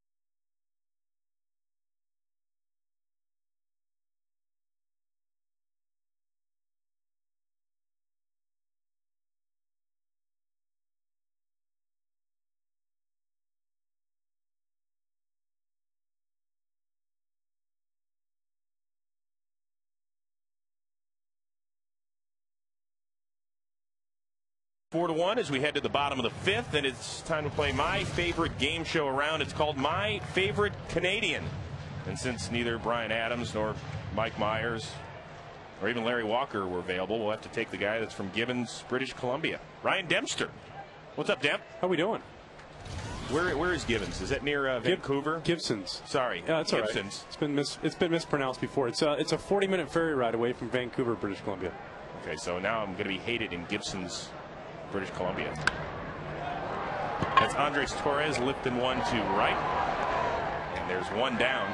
So you're not mathematically done, Ryan, but Luke Nell pretty much said you guys are playing the role of spoiler, and you guys have been doing that over the last 48 hours here. Yeah, we've been playing some special baseball. We really have. You know, we got a lot of guys here, kind of a good group, a special group of guys, and we're just trying to go out there and win as many games as possible and have some fun down the stretch. We all play with a lot of pride, and I think like anybody around the league, and you know, you sign up to play 162 games, so why not try and finish as strong as you can regardless of where you're at in the standings. And you know, there's not an X-Buyer name yet, so you keep fighting as long as you can. You keep following some of the other races going on? Yeah, it's fun. I'm a baseball fan, so I watch you know, highlights after the game and pick up the paper and see what's going on. And I got friends on other teams, so you know, it's kind of fun to see everything. It's fun. You look at like the American League Central, and it's going to come down to a real tight race there at the end, and you look forward to that, and maybe something special happening. So which friend do you go, you lucky dog? Yeah, I said that to DeRosa when we were just in St. Louis. You ain't kidding on that one. Yeah, so because I know how much fun we had the last 2 years uncorking that champagne and getting to the playoffs, and he looks like he might have a chance to do it again. Ryan Dempster from Gibson's, British Columbia, if you're scoring at home, as Pablo Sandoval is up. What about hockey season? Don't they drop the puck soon, pal? Yeah, I'm excited. I'm going to be spending a lot of time in Chicago this winter and get out to some Blackhawk games and watch those guys go out there and do their thing. They got a real good young team, and looking forward to watching them play a whole bunch of games. Baker gloves it, and Sandoval is done for out number 2. Where's your Canadian accent, eh? No hoser, no nothing? What's going on? I check it in at customs. They take it from me. Is that what it is? Yeah, every time I cross the border, they take it away, and I get it back when I go up there. Still doing that stand-up routine? No, just usually on every leap year. Every leap year? So, yeah, you'll catch me February 29th. I do a show. That's a good. Hey, man, Second City. You can join them. Yeah, I've been there a few times, and hopefully get a chance to go out there and fool around with those guys and have some fun. They're a lot quicker than I am. I'm not very bright, so they seem to know what they're doing out there. Well, if you're not too bright, you could definitely work at Fox. I mean, they'll hire just about anybody. Take the case of the guys up in the booth. I mean, yeah, they got you working there, so. Okay, all right, funny guy. Oh, my bad. That's all right. Hey, Deb, you had a chance to face an old team interviewers and Brad Penny. What was that like? Any back talk there? Oh yeah, we were having fun with each other. Everyone said asking him on the bench why were you yelling at Demp, and we were just talking to each other. We were having fun, and that's competition. When you get a chance to go against a guy you played with, and I played with Brad for a long time, and he's a good buddy, and to go out there and compete against each other, and I was sad I didn't get the W, but we got it, and that was the most important thing. And he's throwing the ball really great. He's a big pickup for these guys, and when he's healthy, he's as good as they get when he's on his game. So, I'm just glad he's back throwing the ball the way he's capable of throwing it. Yeah, but he's a big mixed martial arts guy, big UFC fan of Chuck Liddell. You got to stay out of the octagon with him. Don't get in there. I still think I can take him. Oh, he's 275, dude. What do you weigh? About 212? Yeah, but I'm a little older and wiser. Hockey leverage. Yeah, hockey leverage. Yeah, I'll take him on the ice, throw some skates on him. Were you ever any good in that sport? No, I couldn't. I always said I skated kind of like Happy Gilmore, so it was real easy for me to determine what sport I was going to play growing up. That's good. That's good. The 1-1 to Garko is inside. Garko. It sounds like a superhero's last name. If so, if you could have a superpower, what would it be? I'd probably like to be what do you teleport? Like be able to teleport myself. Oh yeah, that's not bad. That's not bad. Well, where's Fox going? I don't know. There were 2 down. You're gonna have to rip on him for that one. I'm gonna do that actually right now. I'm gonna go give him a hard time. Let him know we still only play 3 outs here in the big leagues. All right, Ryan. Thanks. We appreciate the time, buddy. Hey guys, anytime. Cubbies.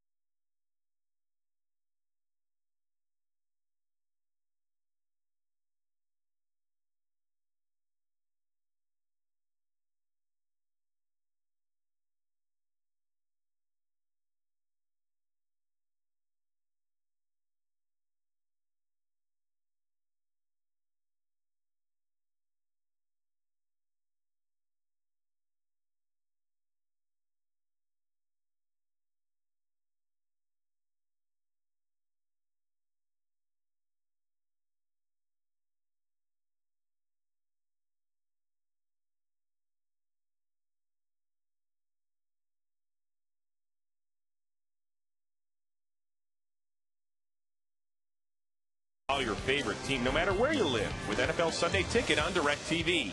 Buy Kentucky Grilled Chicken. Get a 2-piece meal for just $3.99 and taste the unfried side of KFC. And by Sears. Sears, life well spent. Top of the 6th in San Francisco. Brandon Metters on for his second inning of work, replacing Barry Zito, who just didn't have it this afternoon after that first frame. Zito threw 5 pitches in the top of the first, and then after that ran into all sorts of trouble, including 5 walks on the afternoon. Sam Fuld has walked twice today.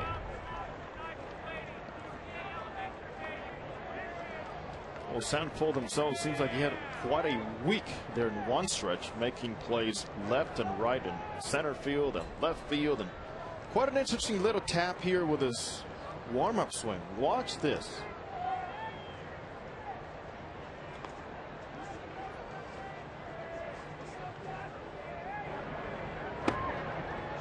That ball just inside. There's you right here, Chris. Watch this. Tap it the other way. Little timing device.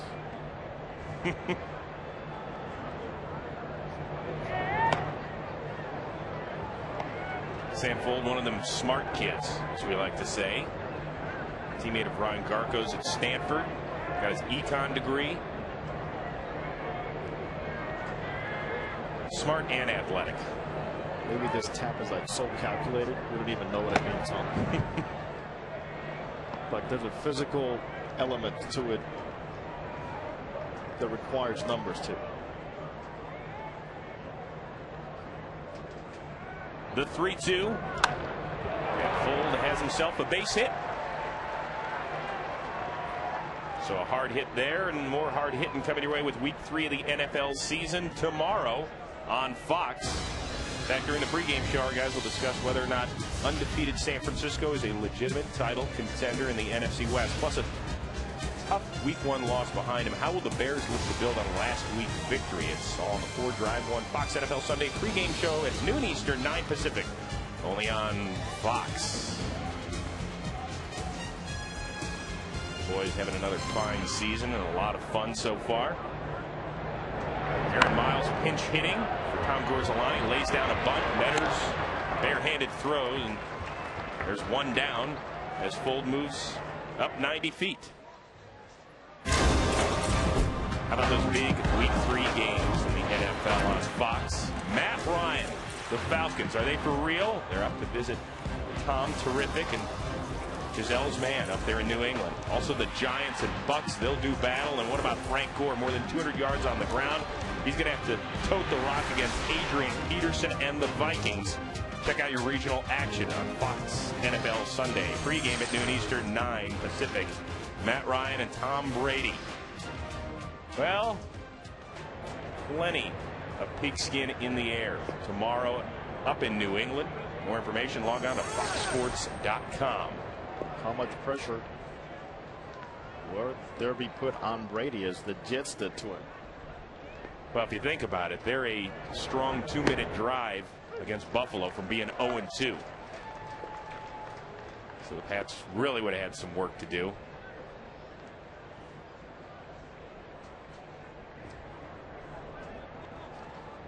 Ryan Theriot 1 for 3 with a run scored this afternoon. So Fuld at second after being sacrificed over by Aaron Miles.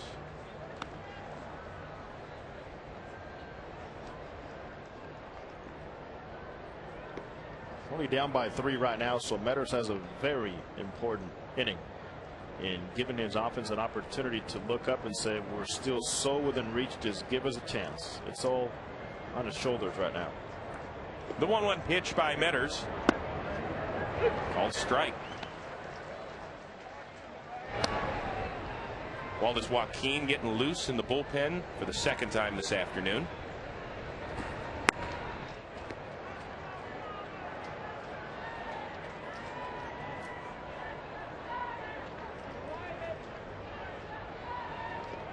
Theriot, a key member of the LSU Tigers, College World Series championship team from 2000. His current Cubs teammate Mike Fontenot also on that club.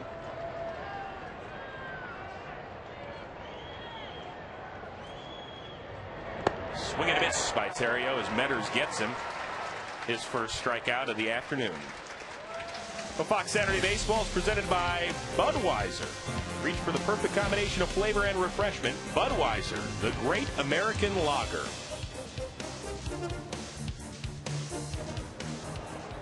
And with 2 down, another pinch hitter for Lou Pinella's crew. Kosuke Fukudome stepping in. Batting for So Taguchi. How many times have we seen a Japanese-born player in the major leagues hit for a Japanese-born player in the major leagues? Well, I'll be honest, it's the first time I've seen it. I haven't kept track until now, but now I'm going to keep out for it now. Yeah, go ahead and take a look. Go do your research. Fukudome gets it past the diving Garco full. Hits third and comes home with the Cubs' 5th run of the afternoon. Well, Lou Piniella talks about getting a big bat and getting some production, but he goes, Fukudome is more than capable if he stays within himself. Well, he does right here, loading up so nicely and coming through in the zone, and also coming off the bench, understanding that he's going to see a strike somehow and waste no time to get another run on the board for those Cubs.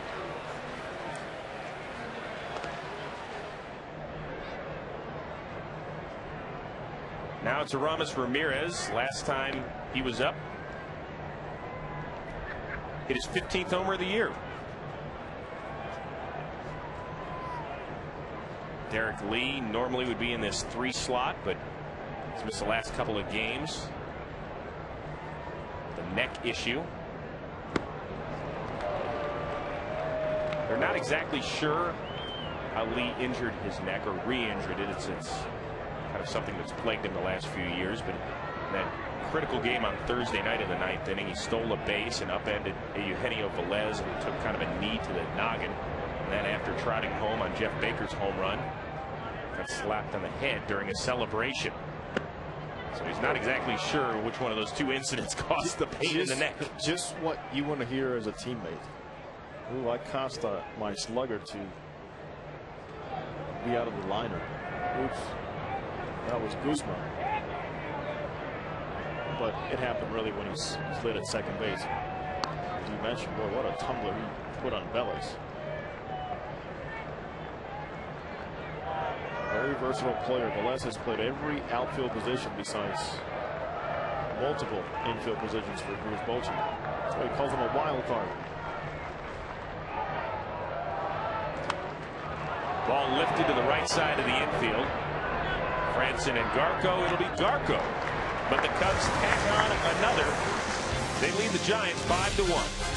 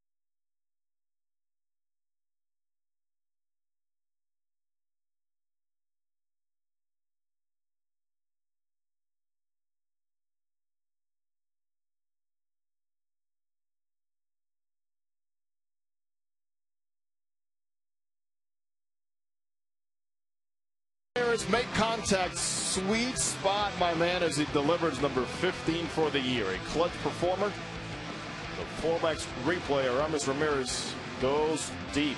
A much needed bat this summer in Chicago. 15th homer of the year for Aramis Ramirez. There is a new pitcher for Chicago. It is 25-year-old Ismailin Caridad. And he delivers a ball to Buster Posey. Caridad recalled earlier this month, appearing in his 11th game.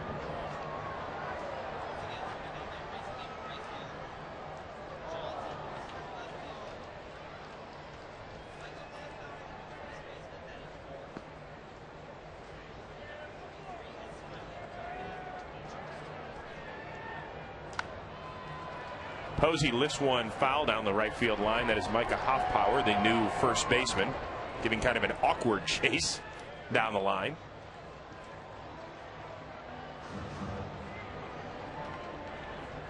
So Hoffpower replaces Jake Fox.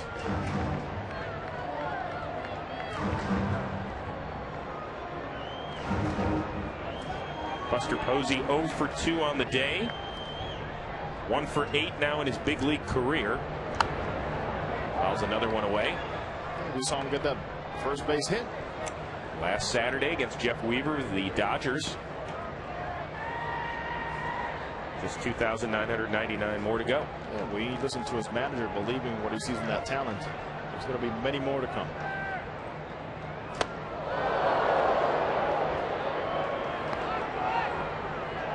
Welcome to the big leagues.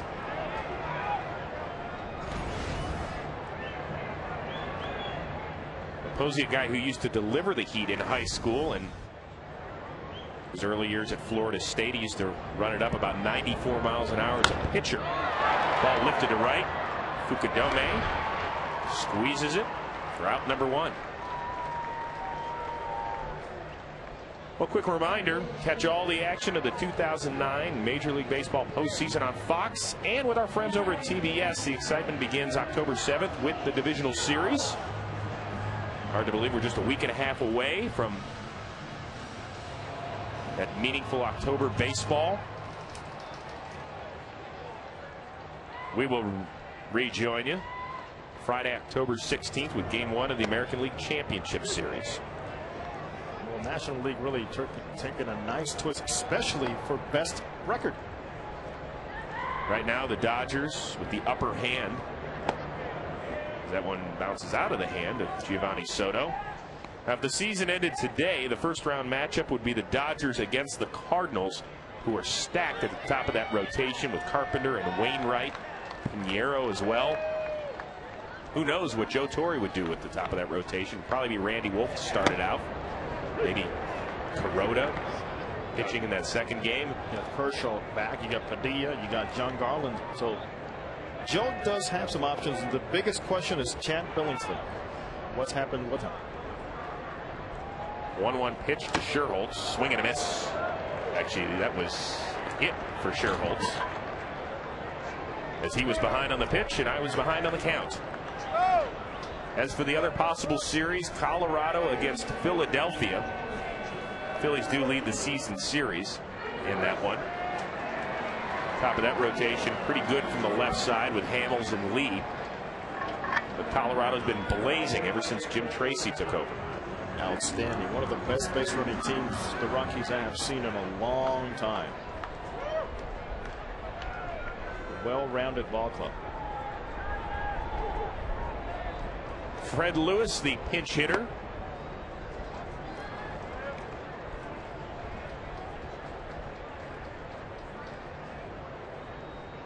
Over in the American League, if the Tigers are able to hold off the Twins, could be New York and Detroit, and that's not good for the Tigers. The good news is they'd be playing. The bad news is it'd be the Yankees. They've lost 5 of 6 to them this year, although they have been pretty competitive games. And for the 5th time in recent memory, it would be the Red Sox and the Angels. This is if things stay as they are today. Red Sox have won all 4 postseason series meetings. Better believe that would weigh on the minds of Mike Scioscia and his crew.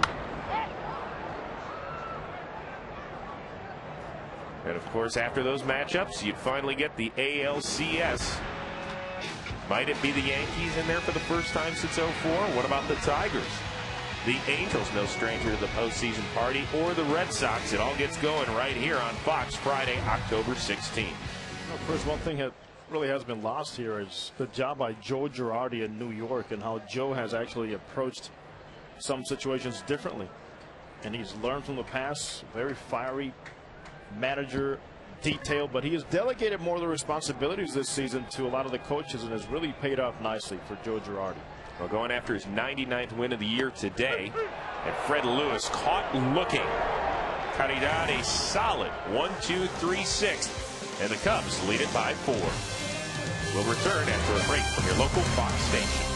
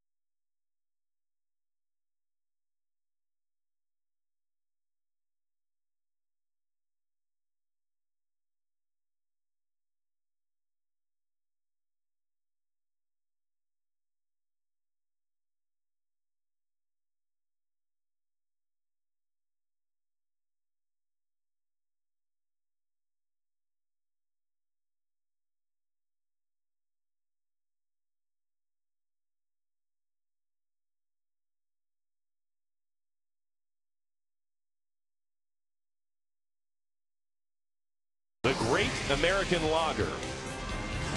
Defensive changes for the San Francisco Giants. Fred Lewis struck out to end the 6th. Is now in left. Eugenio Velez moves from left to second. And there's a brand new pitcher on the mound. It is 22-year-old right-hander Waldis Joaquin.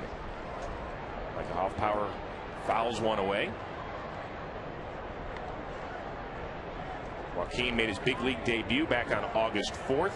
This is his second stint up in the bigs with the Giants and his 9th appearance overall. Another strong arm from the farm system for the San Francisco Giants, and they have quite a few of them.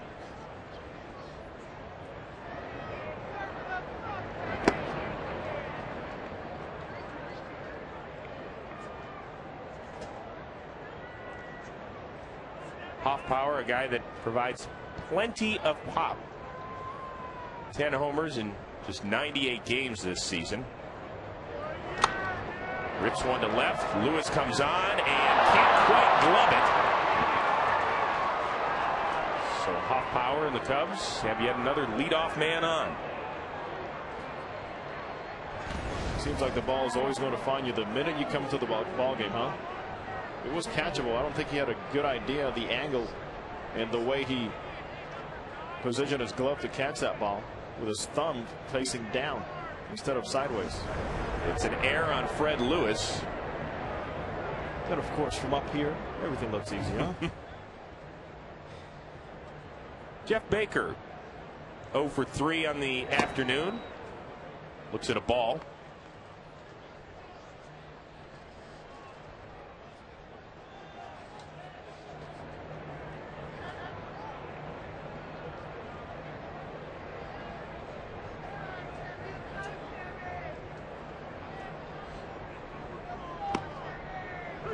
And there's a strike. Chris, when we had a chance to talk to Lou Piniella before the game, he seems very pleased with what Jeff Baker has brought, huh? Hitting .406 in his last 9 games, but pointed to his general manager, Jim Hendry. Well, Baker, a guy that came over in early July from Colorado for one of the great names in this sport, Al Albuquerque. I mean, that is a great name, Al Albuquerque. Tied to the Isotopes, right? Albuquerque.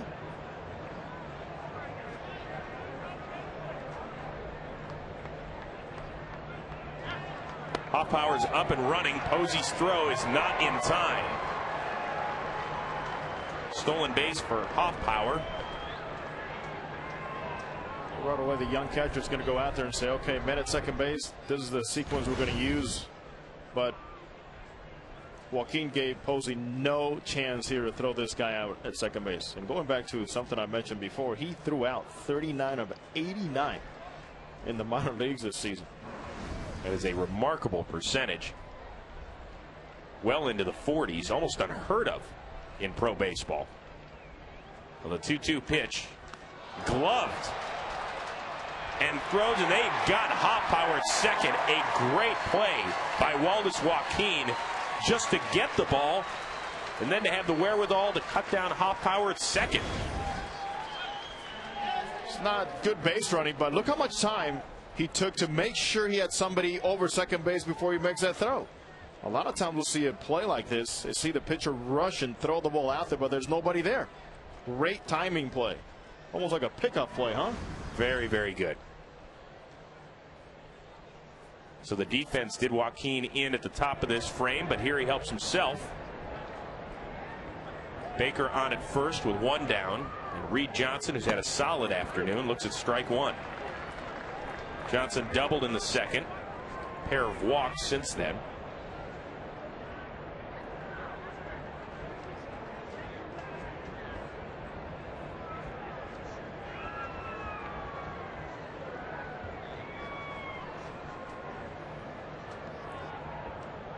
The 0-1 pitch ripped foul, and it's time right now for our Taco Bell bringing the heat.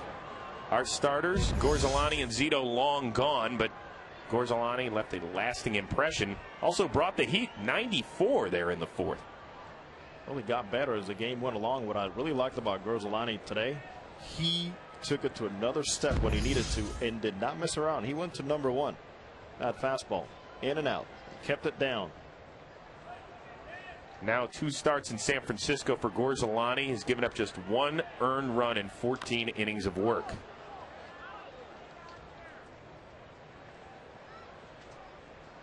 Once again, vying perhaps is Gorzolani for that 5th slot in the rotation next year. Rich Harden's a free agent. Don't know what they're going to do with him. But solid 1 through 4. Zambrano, Wells, Lilly, Dempster. As Lou Piniella told us, Jose, they just need a little tweaking, this team. They don't need to revamp the whole squad, but they need certain guys to bounce back. Soto and Soriano and Fukudome to do a little more, and this is a problem for Reed Johnson. Remember, he fouled a ball off his foot on July 30th and suffered a cracked bone in that left hoof. You mentioned, Lou Piniella mentioned a little tweaking. That's a message to his ball club. I believe in what we have in here. We don't need a major overhaul, but Lou did say, I need a run producer. I need somebody who's going to drive in runs, and I could mismatch and put Fukudome here and Soriano there, but I need a guy that's going to bring that run in. Men at third base, less than 2 outs, and whatever it takes to get the run in.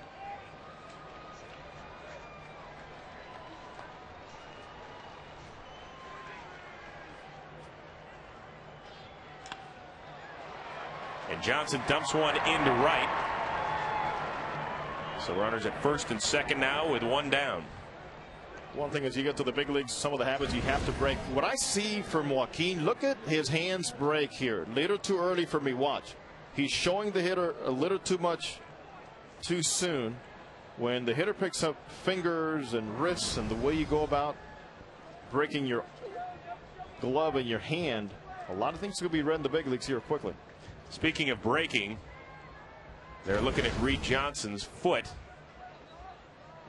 A foul ball earlier in the at-bat, and that is the same foot that he broke back on July 30th that landed him on the DL. He was telling me, it hurt all the way from the bottom all the way through that foot. Well, Johnson's caused some serious pain for the Giants. He's been on base all 4 times. So now it's first and second, one down for Giovanni Soto.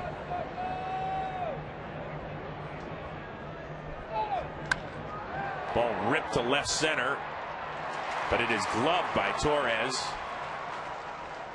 So now there's 2 down. This is more what Lou Piniella wants to see from Giovanni Soto. We were mentioning about this earlier today. This approach.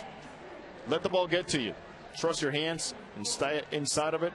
If he keeps that approach throughout his career, he's going to have a lot of RBIs and a lot of high averages. And Lou doesn't think he's going to be, a 300 hitter, but he goes, he could be a good 260, 280 hitter and bring me some runs. Giovanni Soto, Rookie of the Year. Well, Sam Fuld, he will not be that RBI guy for Lou Piniella. What do you say there? Well, he's still looking for his first big league RBI and now his 85th plate appearance. So I'm just guessing here. I'm not trying to be manager of the Cubs, but I'm guessing that he wants an RBI guy that's going to produce one more than every half a season. Okay. I'll base it on that. Okay.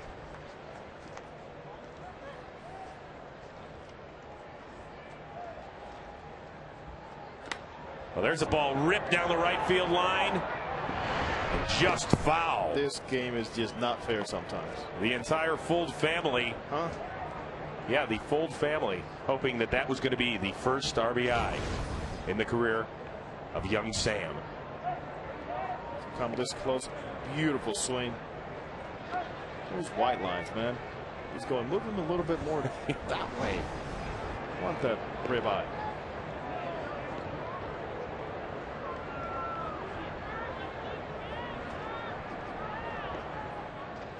So now the 0-2 pitch by Waldis Joaquin. Just misses inside. CB Bucknor behind the plate, probably reminding the young catcher, hey, you stay down until I call the pitch.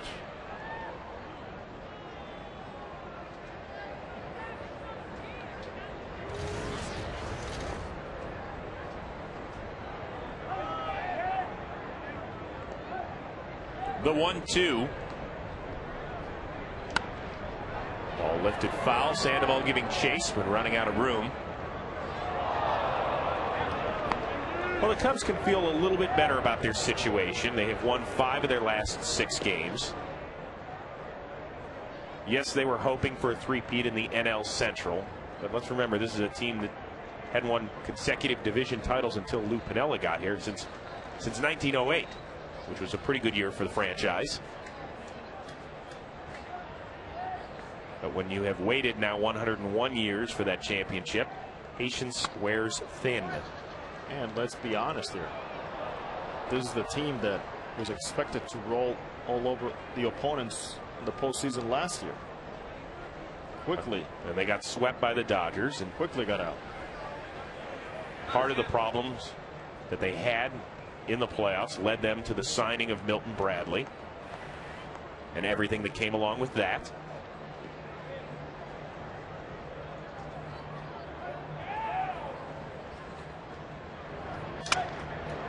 Broken bat. Garco gloves it, gets to the bag, and the Cubs are done. It is stretch time in San Francisco, 5-1 Chicago.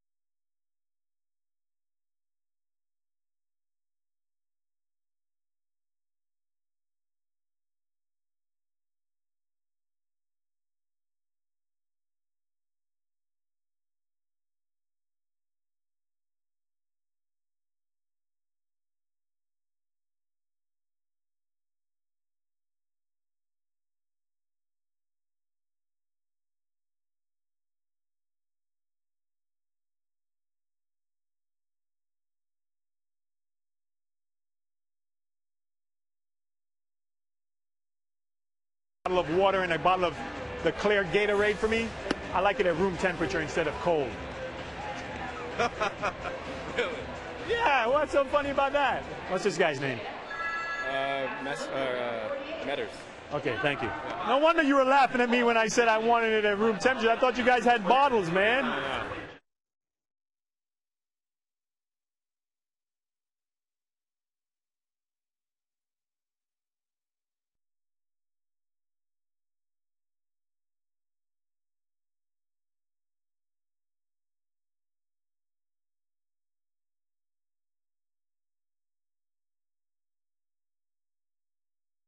By Pepsi. Pepsi's the official soft drink of Major League Baseball. And by Hyundai Assurance. A little certainty in uncertain times. Back in San Francisco, where the Cubs lead the Giants 5-1, and it is time right now for our Pepsi Clutch performer, and it's Joey Tolucci. That's right, Joey, the ball boy for the Giants, chatting up the ump. And maybe you can put aside a bottle of water and a bottle of the clear Gatorade for me. I like it at room temperature instead of cold. Really? Yeah, what's so funny about that? What's this guy's name? Metters. Okay, thank you. No wonder you were laughing at me when I said I wanted it at room temperature. I thought you guys had bottles, man. And C.B. Buckner would also like the red M&Ms in his dressing room before he goes on with Jay Leno tonight. Well, we know that our That boy takes orders very well. Yes, Joey Tolucci, our Pepsi Clutch performer. To learn more about the MLB Clutch Performer of the Month, go to PepsiClutch.com. So, Joey, job well done, my friend. And I like my high-quality H2O at room temperature as well. Randy Winn, the pinch hitter. 2 for 5 as a pinch hitter. It was a warm day. Almost 80 degrees here in San Francisco. Forecast is clear play, but well, we've been doing that for 6.5 innings, so we'll continue to. Then a big swing and a miss. Randy Winn, 1,596 games played, the most by an active player without playing in October, when it really counts, if you know what I mean. Spins out of the way of that one. You had already mentioned Randy Wolf for the Dodgers, and he's getting closer and closer. Playing in the postseason for the first time ever. For Randy Winn, the window's still open. Need a comeback and stay alive throughout this whole week. Well, that comeback has really got to start right now. They are running out of outs.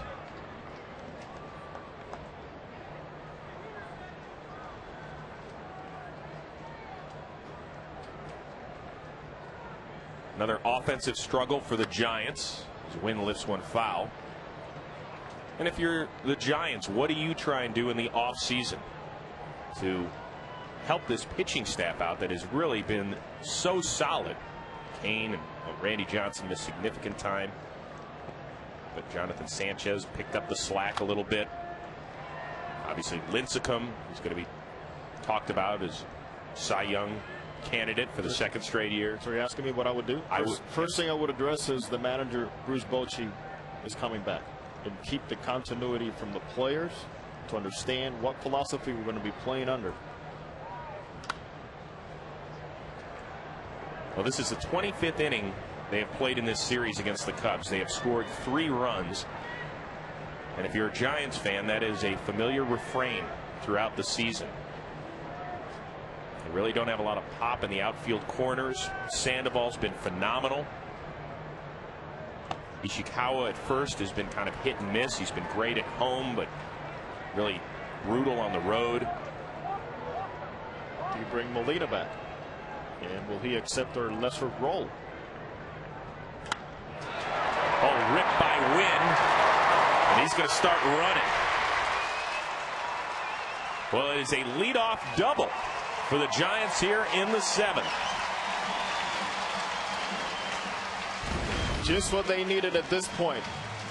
He wraps around this one, but the knob of that bat stays inside, and he drags that bat through the strike zone for a long time, able to get to any pitch within that plane. Good job by the veteran.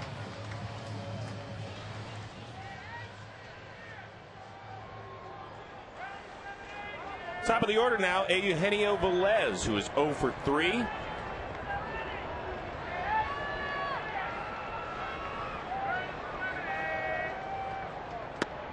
Looks at a called strike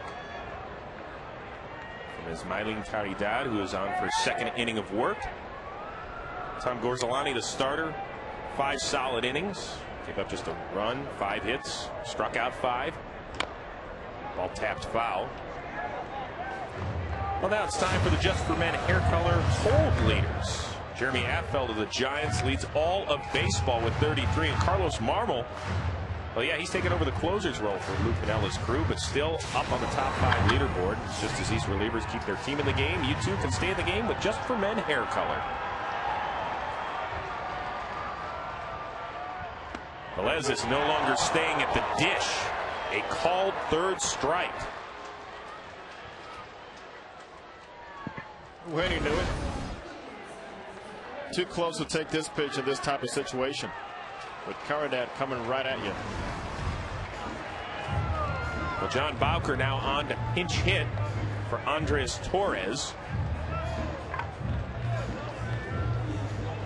Bowker, one of those guys that Giants fans have been screaming, please make the transfer of power down in the minor leagues to up here with the big boys.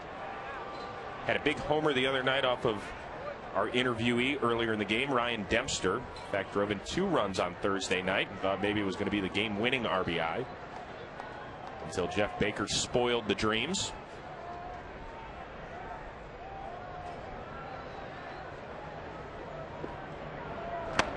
He looks at strike 1. Giants batters have whiffed 8 times this afternoon.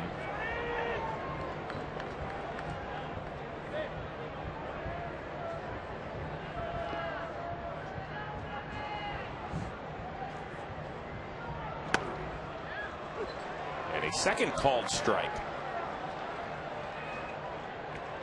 Some guys guessing now on certain pitches. The Giants have had plenty of opportunities. Men in scoring position in 5 out of the 7 innings so far. Good stop in the dirt by Soto. Larry Rothschild, the pitching coach for the Cubs. And Lou Pinella sharing with us today that they're pretty deep when it comes down to talent in the minor leagues with pitching. He said it's the position players who are a little thin right now in the minors. But this is a team that'll go out and spend some money if it needs to. Ball lifted to center full. Backing up near the track. Makes the catch, win, tags, and makes it to third. Well, weekdays make lunchtime your new prime time. As FoxSports.com brings you lunch with benefits, all you have to do is log on, check out the new episode of the original sports show delivered to your desktop every Monday through Friday at 1 Eastern. Monday, don't miss the after party with the Glaze, all right? And then on Thursday, Cubed, it's kind of an original show, something different, only at FoxSports.com on MSN.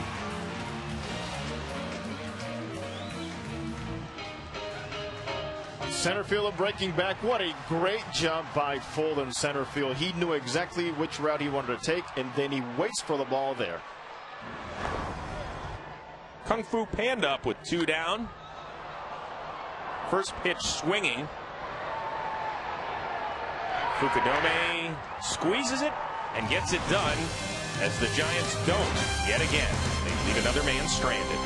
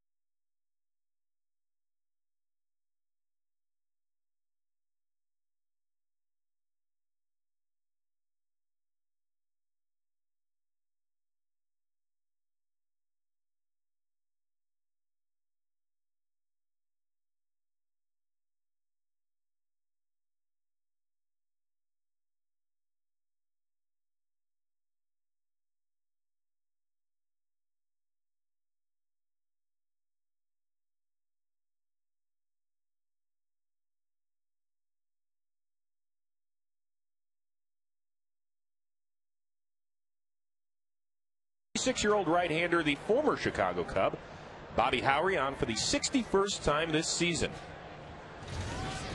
Facing Mike Fontenot, who's pinch hitting. Fontenot 5 for 21 as a pinch hitter this season.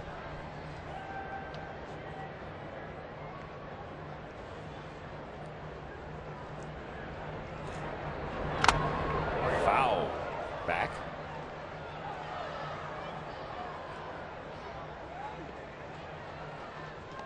Fontenot was a guy who was maybe going to have a shot at that second base job.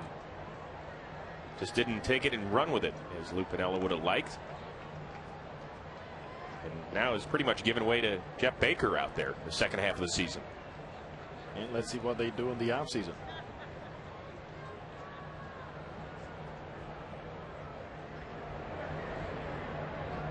The 1-1 pitch by Howry.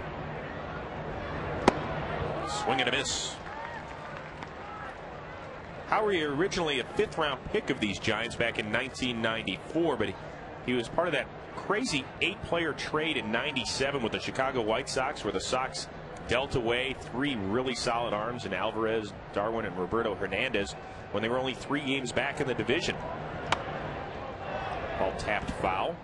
He has been very durable in many roles. Bobby Howry still with a very good arm. Opponents only hitting .217 against him with 44 strikeouts in 61 and 1/3 innings. He has only allowed 49 hits.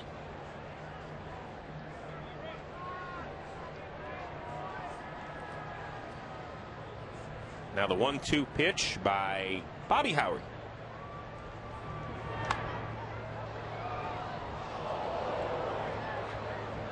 He was able to give the fastball different looks with a sinker, cut it inside as he tied up Fontenot on that one, and run it down very well by taking something off of it.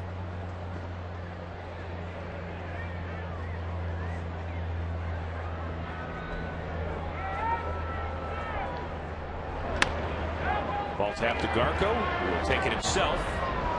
And there is one down here in the 8th. It is now time for the in-game box score for the Cubs, brought to you by Hyundai, introducing the all-new 306 horsepower rear-wheel drive Hyundai Genesis Coupe. Reed Johnson with the most solid day, not only 2 for 2, but a pair of walks. Ramos Ramirez, his 15th homer of the year. Your Hyundai in-game box score for the Cubs. Top of that order, doing a nice job for Lou Piniella today. 5th plate appearance for Ryan Theriot, who's Mike Fontenot's college teammate down at LSU.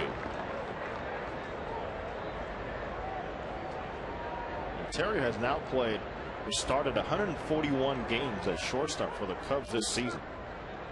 And many around baseball did not see him more than just a good utility player, but speaks loudly about how good he is holding down that position. Swing and a miss by Theriot. Ideally, though, he's probably not their leadoff hitter. In a perfect world. I know that Lou didn't say much about the top of the order, but I'm sure he might have their eye on a guy like Sean Figgins in the offseason, who is also a free agent, one of baseball's best leadoff men.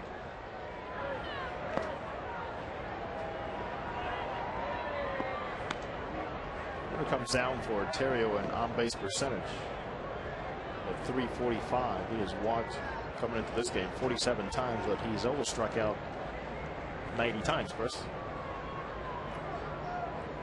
91 with one here today. He puts a ball in play. What he does, it's a lot of line drives. Came in hitting .288. Ball over to Eugenio Velez, gloves it, and there's 2 down. Now it's time for a DirecTV game break. For that, we send it back to Chris Rose. All right, Chris, thank you very much. In the Bronx, CC Sabathia having his way with Jacoby Ellsbury. 8th strikeout of the afternoon for CC, who's going after his 19th win. And here getting a little help from Robinson Cano. His 24th big fly. It's the lone run of the game so far. 1-zip Yanks in the 8th. Remember to follow your favorite out-of-market team only on DirecTV. And if the Yankees hold on there and get Sabathia's 19th win of the year, the magic number to clinch the AL East will be down to uno. It's my limited Spanish, by the way. There's more than you. I've heard it. Not much. I've heard it in many other shows. Keisuke Fukudome, who came on and pinch hit back in the 6th, delivered an RBI single.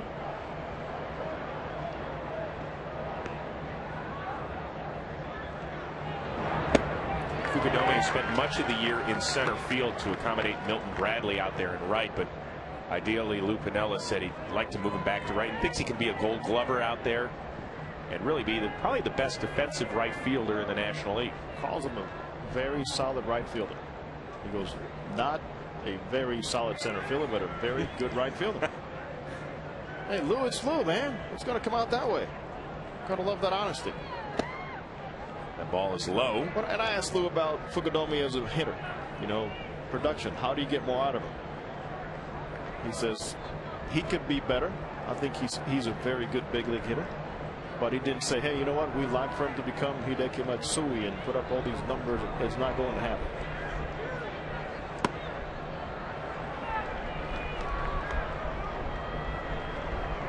Now Howry behind on the count, 3-1. With Ramirez waiting in the on-deck circle.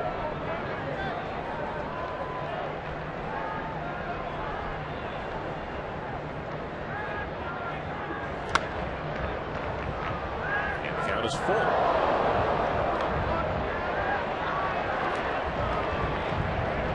told you, she's going to catch it when it's warm.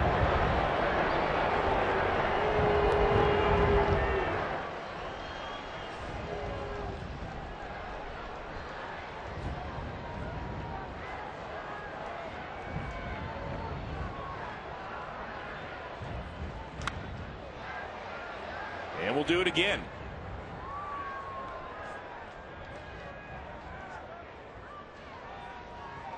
Something you see a lot of Japanese players moving their feet a lot as they swing. Little a la Ichiro Suzuki. Well, it's not like Ichiro when he's basically running out to the pitcher's mound mid windup. Ball 4.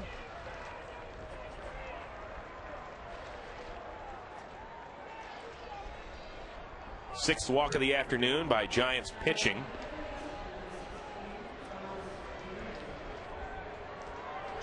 And Aramis Ramirez stepping in. 1 for 3 in the afternoon with his 15th homer of the year. Look for Ramirez here to try to center something. Looking middle in. To try to open this score even more.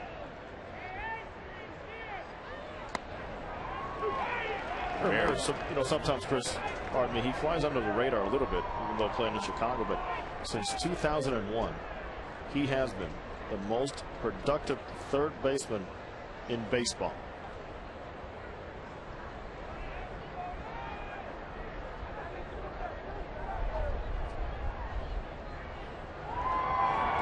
Swing and a miss there.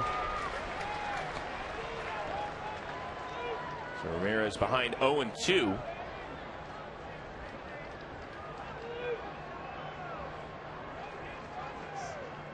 Are they carrying that? Huh?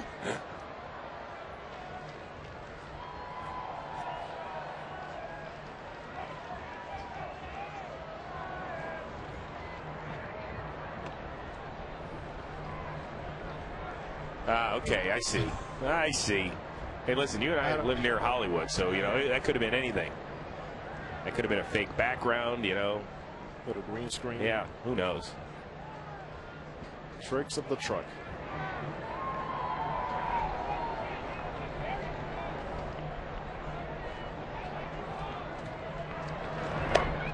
Good stop by Posey. 1-2. Aramis Ramirez has had years. Back with Pittsburgh with 34 home runs. Then with the Cubs 36, 31, 38, 26, and 27. He is a 2-time All-Star, 6 times, has driven in at least 100 runs in a season. Here he grounds it to Uribe. Goes the short way, and that will do it. Headed to the bottom of the 8th. All aboard. 5-1 Cubs.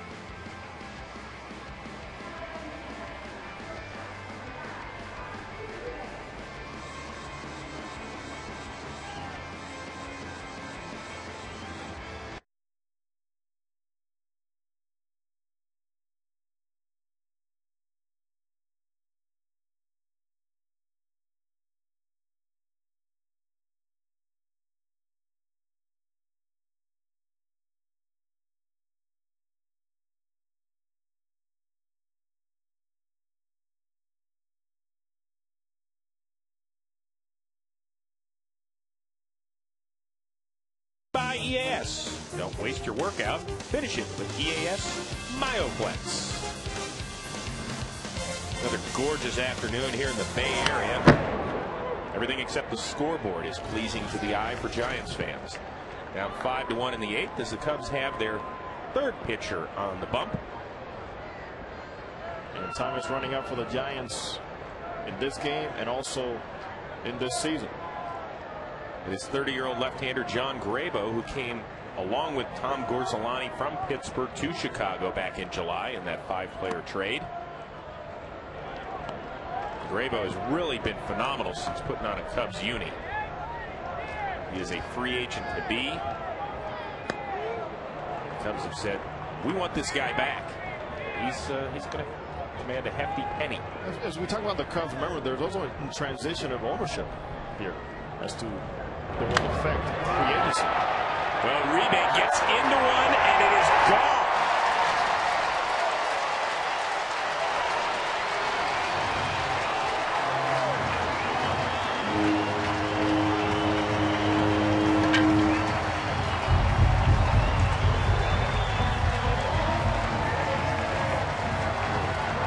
For Juan Uribe, his 15th homer of the year.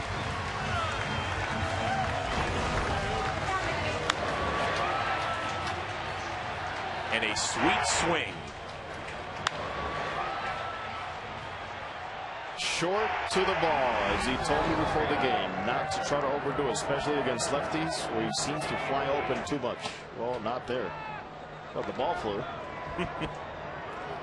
He's a guy that provides some pop. 3 times in his career, he's hit at least 20 homers in a season.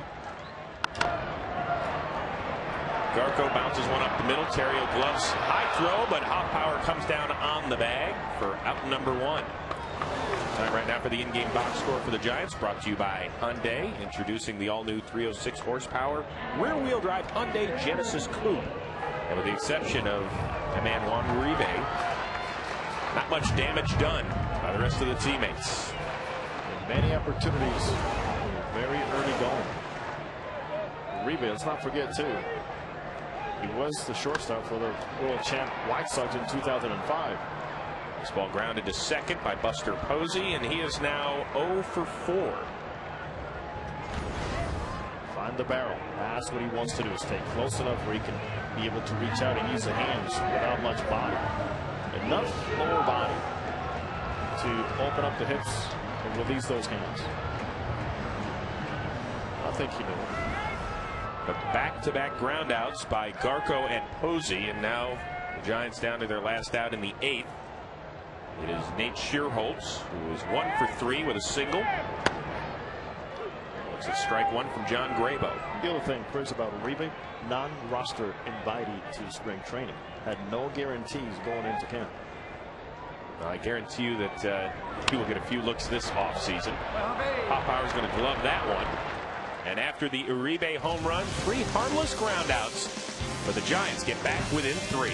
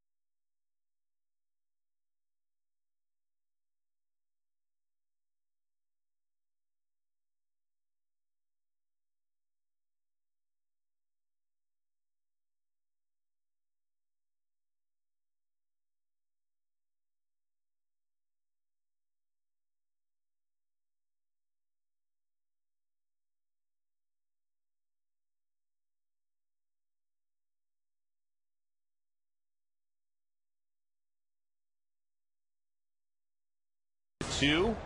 Chicago getting ready to face its 5th different pitcher of the afternoon. Ball ripped foul by Michael Hoffpauer. It is Merquin Valdez who is on the mound, 27-year-old right-hander.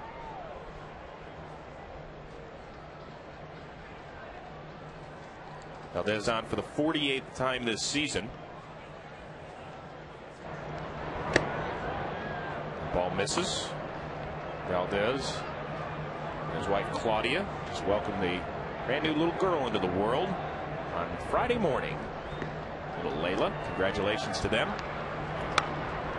Hoffpauer over the head of a leaping Uribe into center. Hoffpauer now 2 for 2. Back earlier in the game, they had actually given Fred Lewis an error, but they have changed that since then. Well, it's time right now for our Holiday Inn game-changing play. Happened early in the game. Jake Fox, and we're not picking him just because of his last name, but here with a 2-run single with the bases loaded just over the glove of Kevin Franson. Cubs would tack on another that frame, and they have not looked back. Holiday Inn, signs of change are everywhere.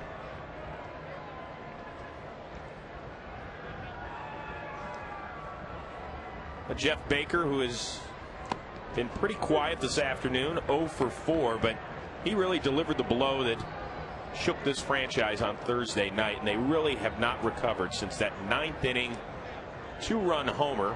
He was down in the count against Brian Wilson, 0-2. 2-run shot gave the Cubs the lead and the eventual win.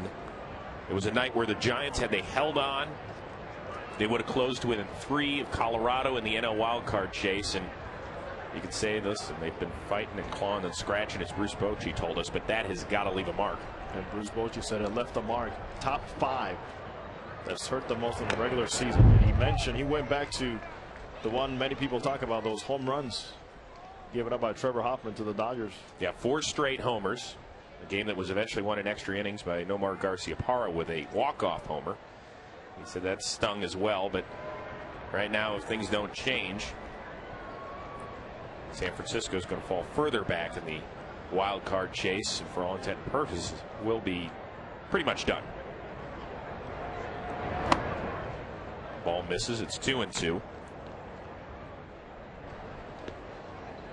Well, just as Lou Piniella really feels like his team is not that far away, Bruce Bochy and Brian Sabian and the crew here in San Francisco's got to feel, just because of the starting staff alone, that they have a chance every night out. It's just, what do you do with the offense? We'll see.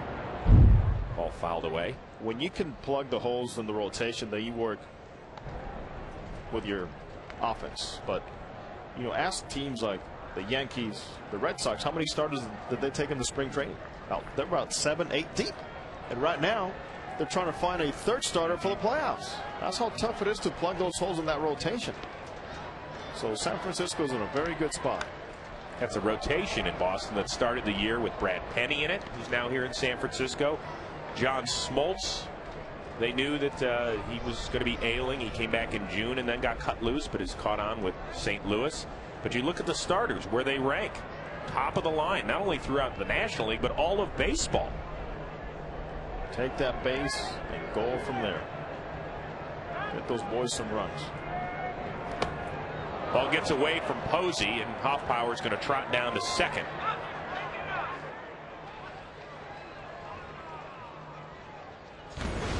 Well, for Posey, young catcher, welcome to the big leagues. Didn't get down enough, but they got his counterpart behind the plate. They got CB Bucknor. Well, we're going to have to get him some room temperature water. Make him feel a little bit better. Yes. Where's Joey when we need him?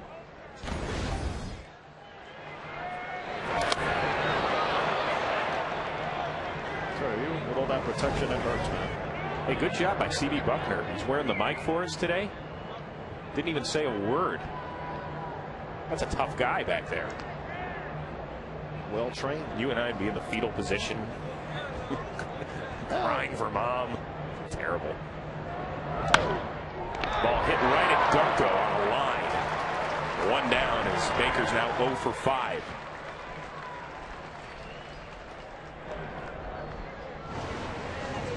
Willie Mays, the great Giant. Right here we see the statue. Well, Willie Mays welcomed my father Manny into the big leagues in 1962 by saying, "Manny, I see you during batting practice. You're working so hard out there in center field, but I want to tell you something, rookie. While I'm here, center field, you don't work out there." What was your dad thinking? Okay, sir. Yeah. I'll move about 30 feet to the left here. That'll be good. He said it was almost like a welcome moment to see how he reacted. He goes, after that, he took me to center field himself and worked me out. Oh, that's beautiful. Well, the Say Hey kid's still around this team quite a bit. We saw him in the clubhouse yesterday. What do you think it's like for some of these kids that are in their early 20s to walk in and see a living legend like that? Reed Johnson, a two-hopper to Uribe. Well, don't forget about the ALCS right here on Fox. Historical moments like Adam Kennedy's 3-homer game. How about the bloody sock of Curt Schilling? Oh, the Red Sox and the Yankees. Are they going to tango yet again? Bodies will be flying? Who knows? You have to tune in one place right here on Fox. Game 1 of the ALCS returns Friday, October 16th. More memories, and maybe a walk-off homer or two. Who knows?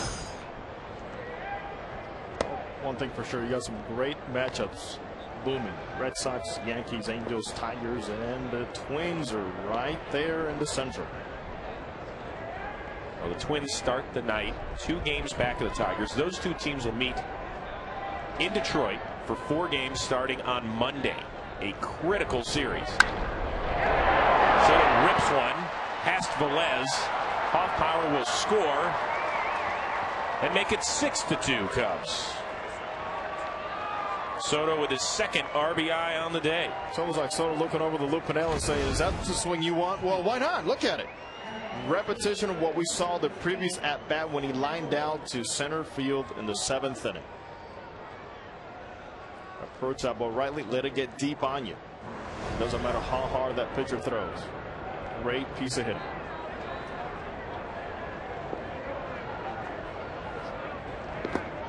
Fold looks at ball 1. Sam Fold just 1 for 2. That's because he's had a pair of walks. Still looking for that elusive first RBI, Jose. Hey, maybe he'll do it from the guy running at first base, Soto. Big gaps here, 421 over to right center field. Now hold on here, Giovanni Soto. Does he look like the Molina brothers? Look like Usain Bolt out there on the base paths? He's not a speedster. Chris, all I can tell you is a lot of strange things happen when all these corners are cut up over there in right center field. Gotcha. Well, there's a ball hitting not quite to right center. Randy Wynn is under it, and so the RBI for Sam Fold will have to wait another day. On to the last chance for the Giants, down 4.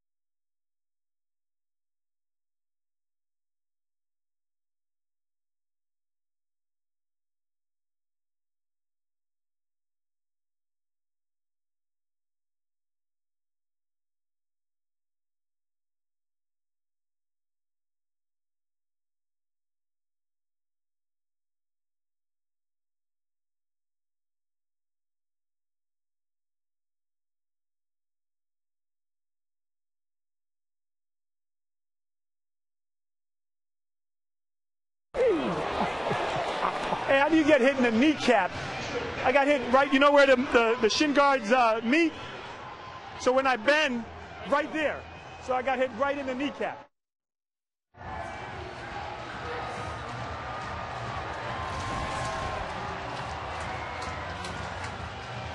Last up for the Giants, unless they can tie it and force extras or get 5 and win it. They're going to have to do it against the Cubs closer, Carlos Marmol. Not a safe situation for the 26-year-old right-hander. On for the 77th time this year. Named the closer back on August 18th, taking over for Kevin Gregg, who struggled with the home run ball in his 4+ months in that role with Chicago. Fred Lewis 0 for 1. Pinch hit and struck out in the 6th. And even though, as you mentioned, technically not a safe situation, but for his manager, is shut the door now. It is not time to work around anybody else but the best guy I have in that bullpen. And there is a strike. Tonight on Fox, don't miss back-to-back episodes of Cops, followed by an all-new America's Most Wanted. All starts at 8/7 Central tonight right here on Fox, where viewer discretion is advised. With Marmol, you know, he can become a premium. I'm talking just lights out closer. One thing that he needs still, just fastball command, because sometimes he falls in love with that slider. It's one after the other after the other. There's a ball hit out to right. Fukudome. The shades on, and there is one away. How about a little more sounds of the game with our umped up Mike, CB Buckner.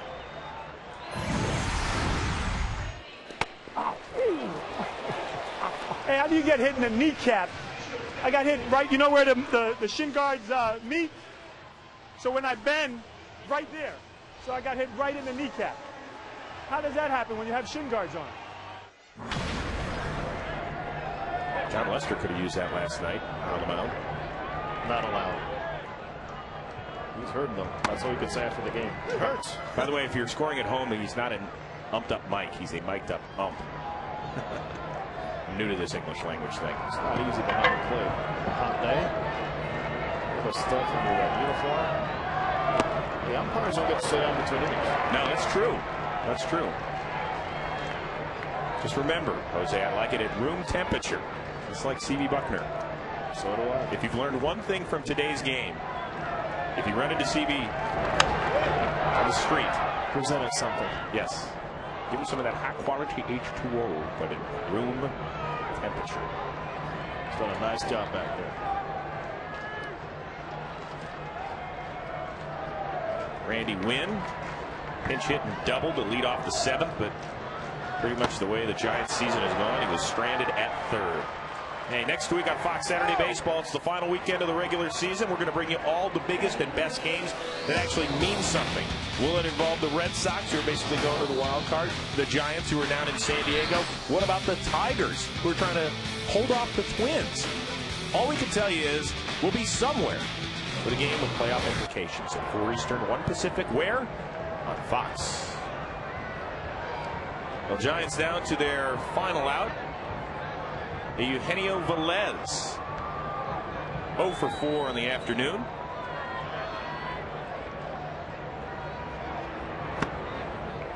Looks at strike 1.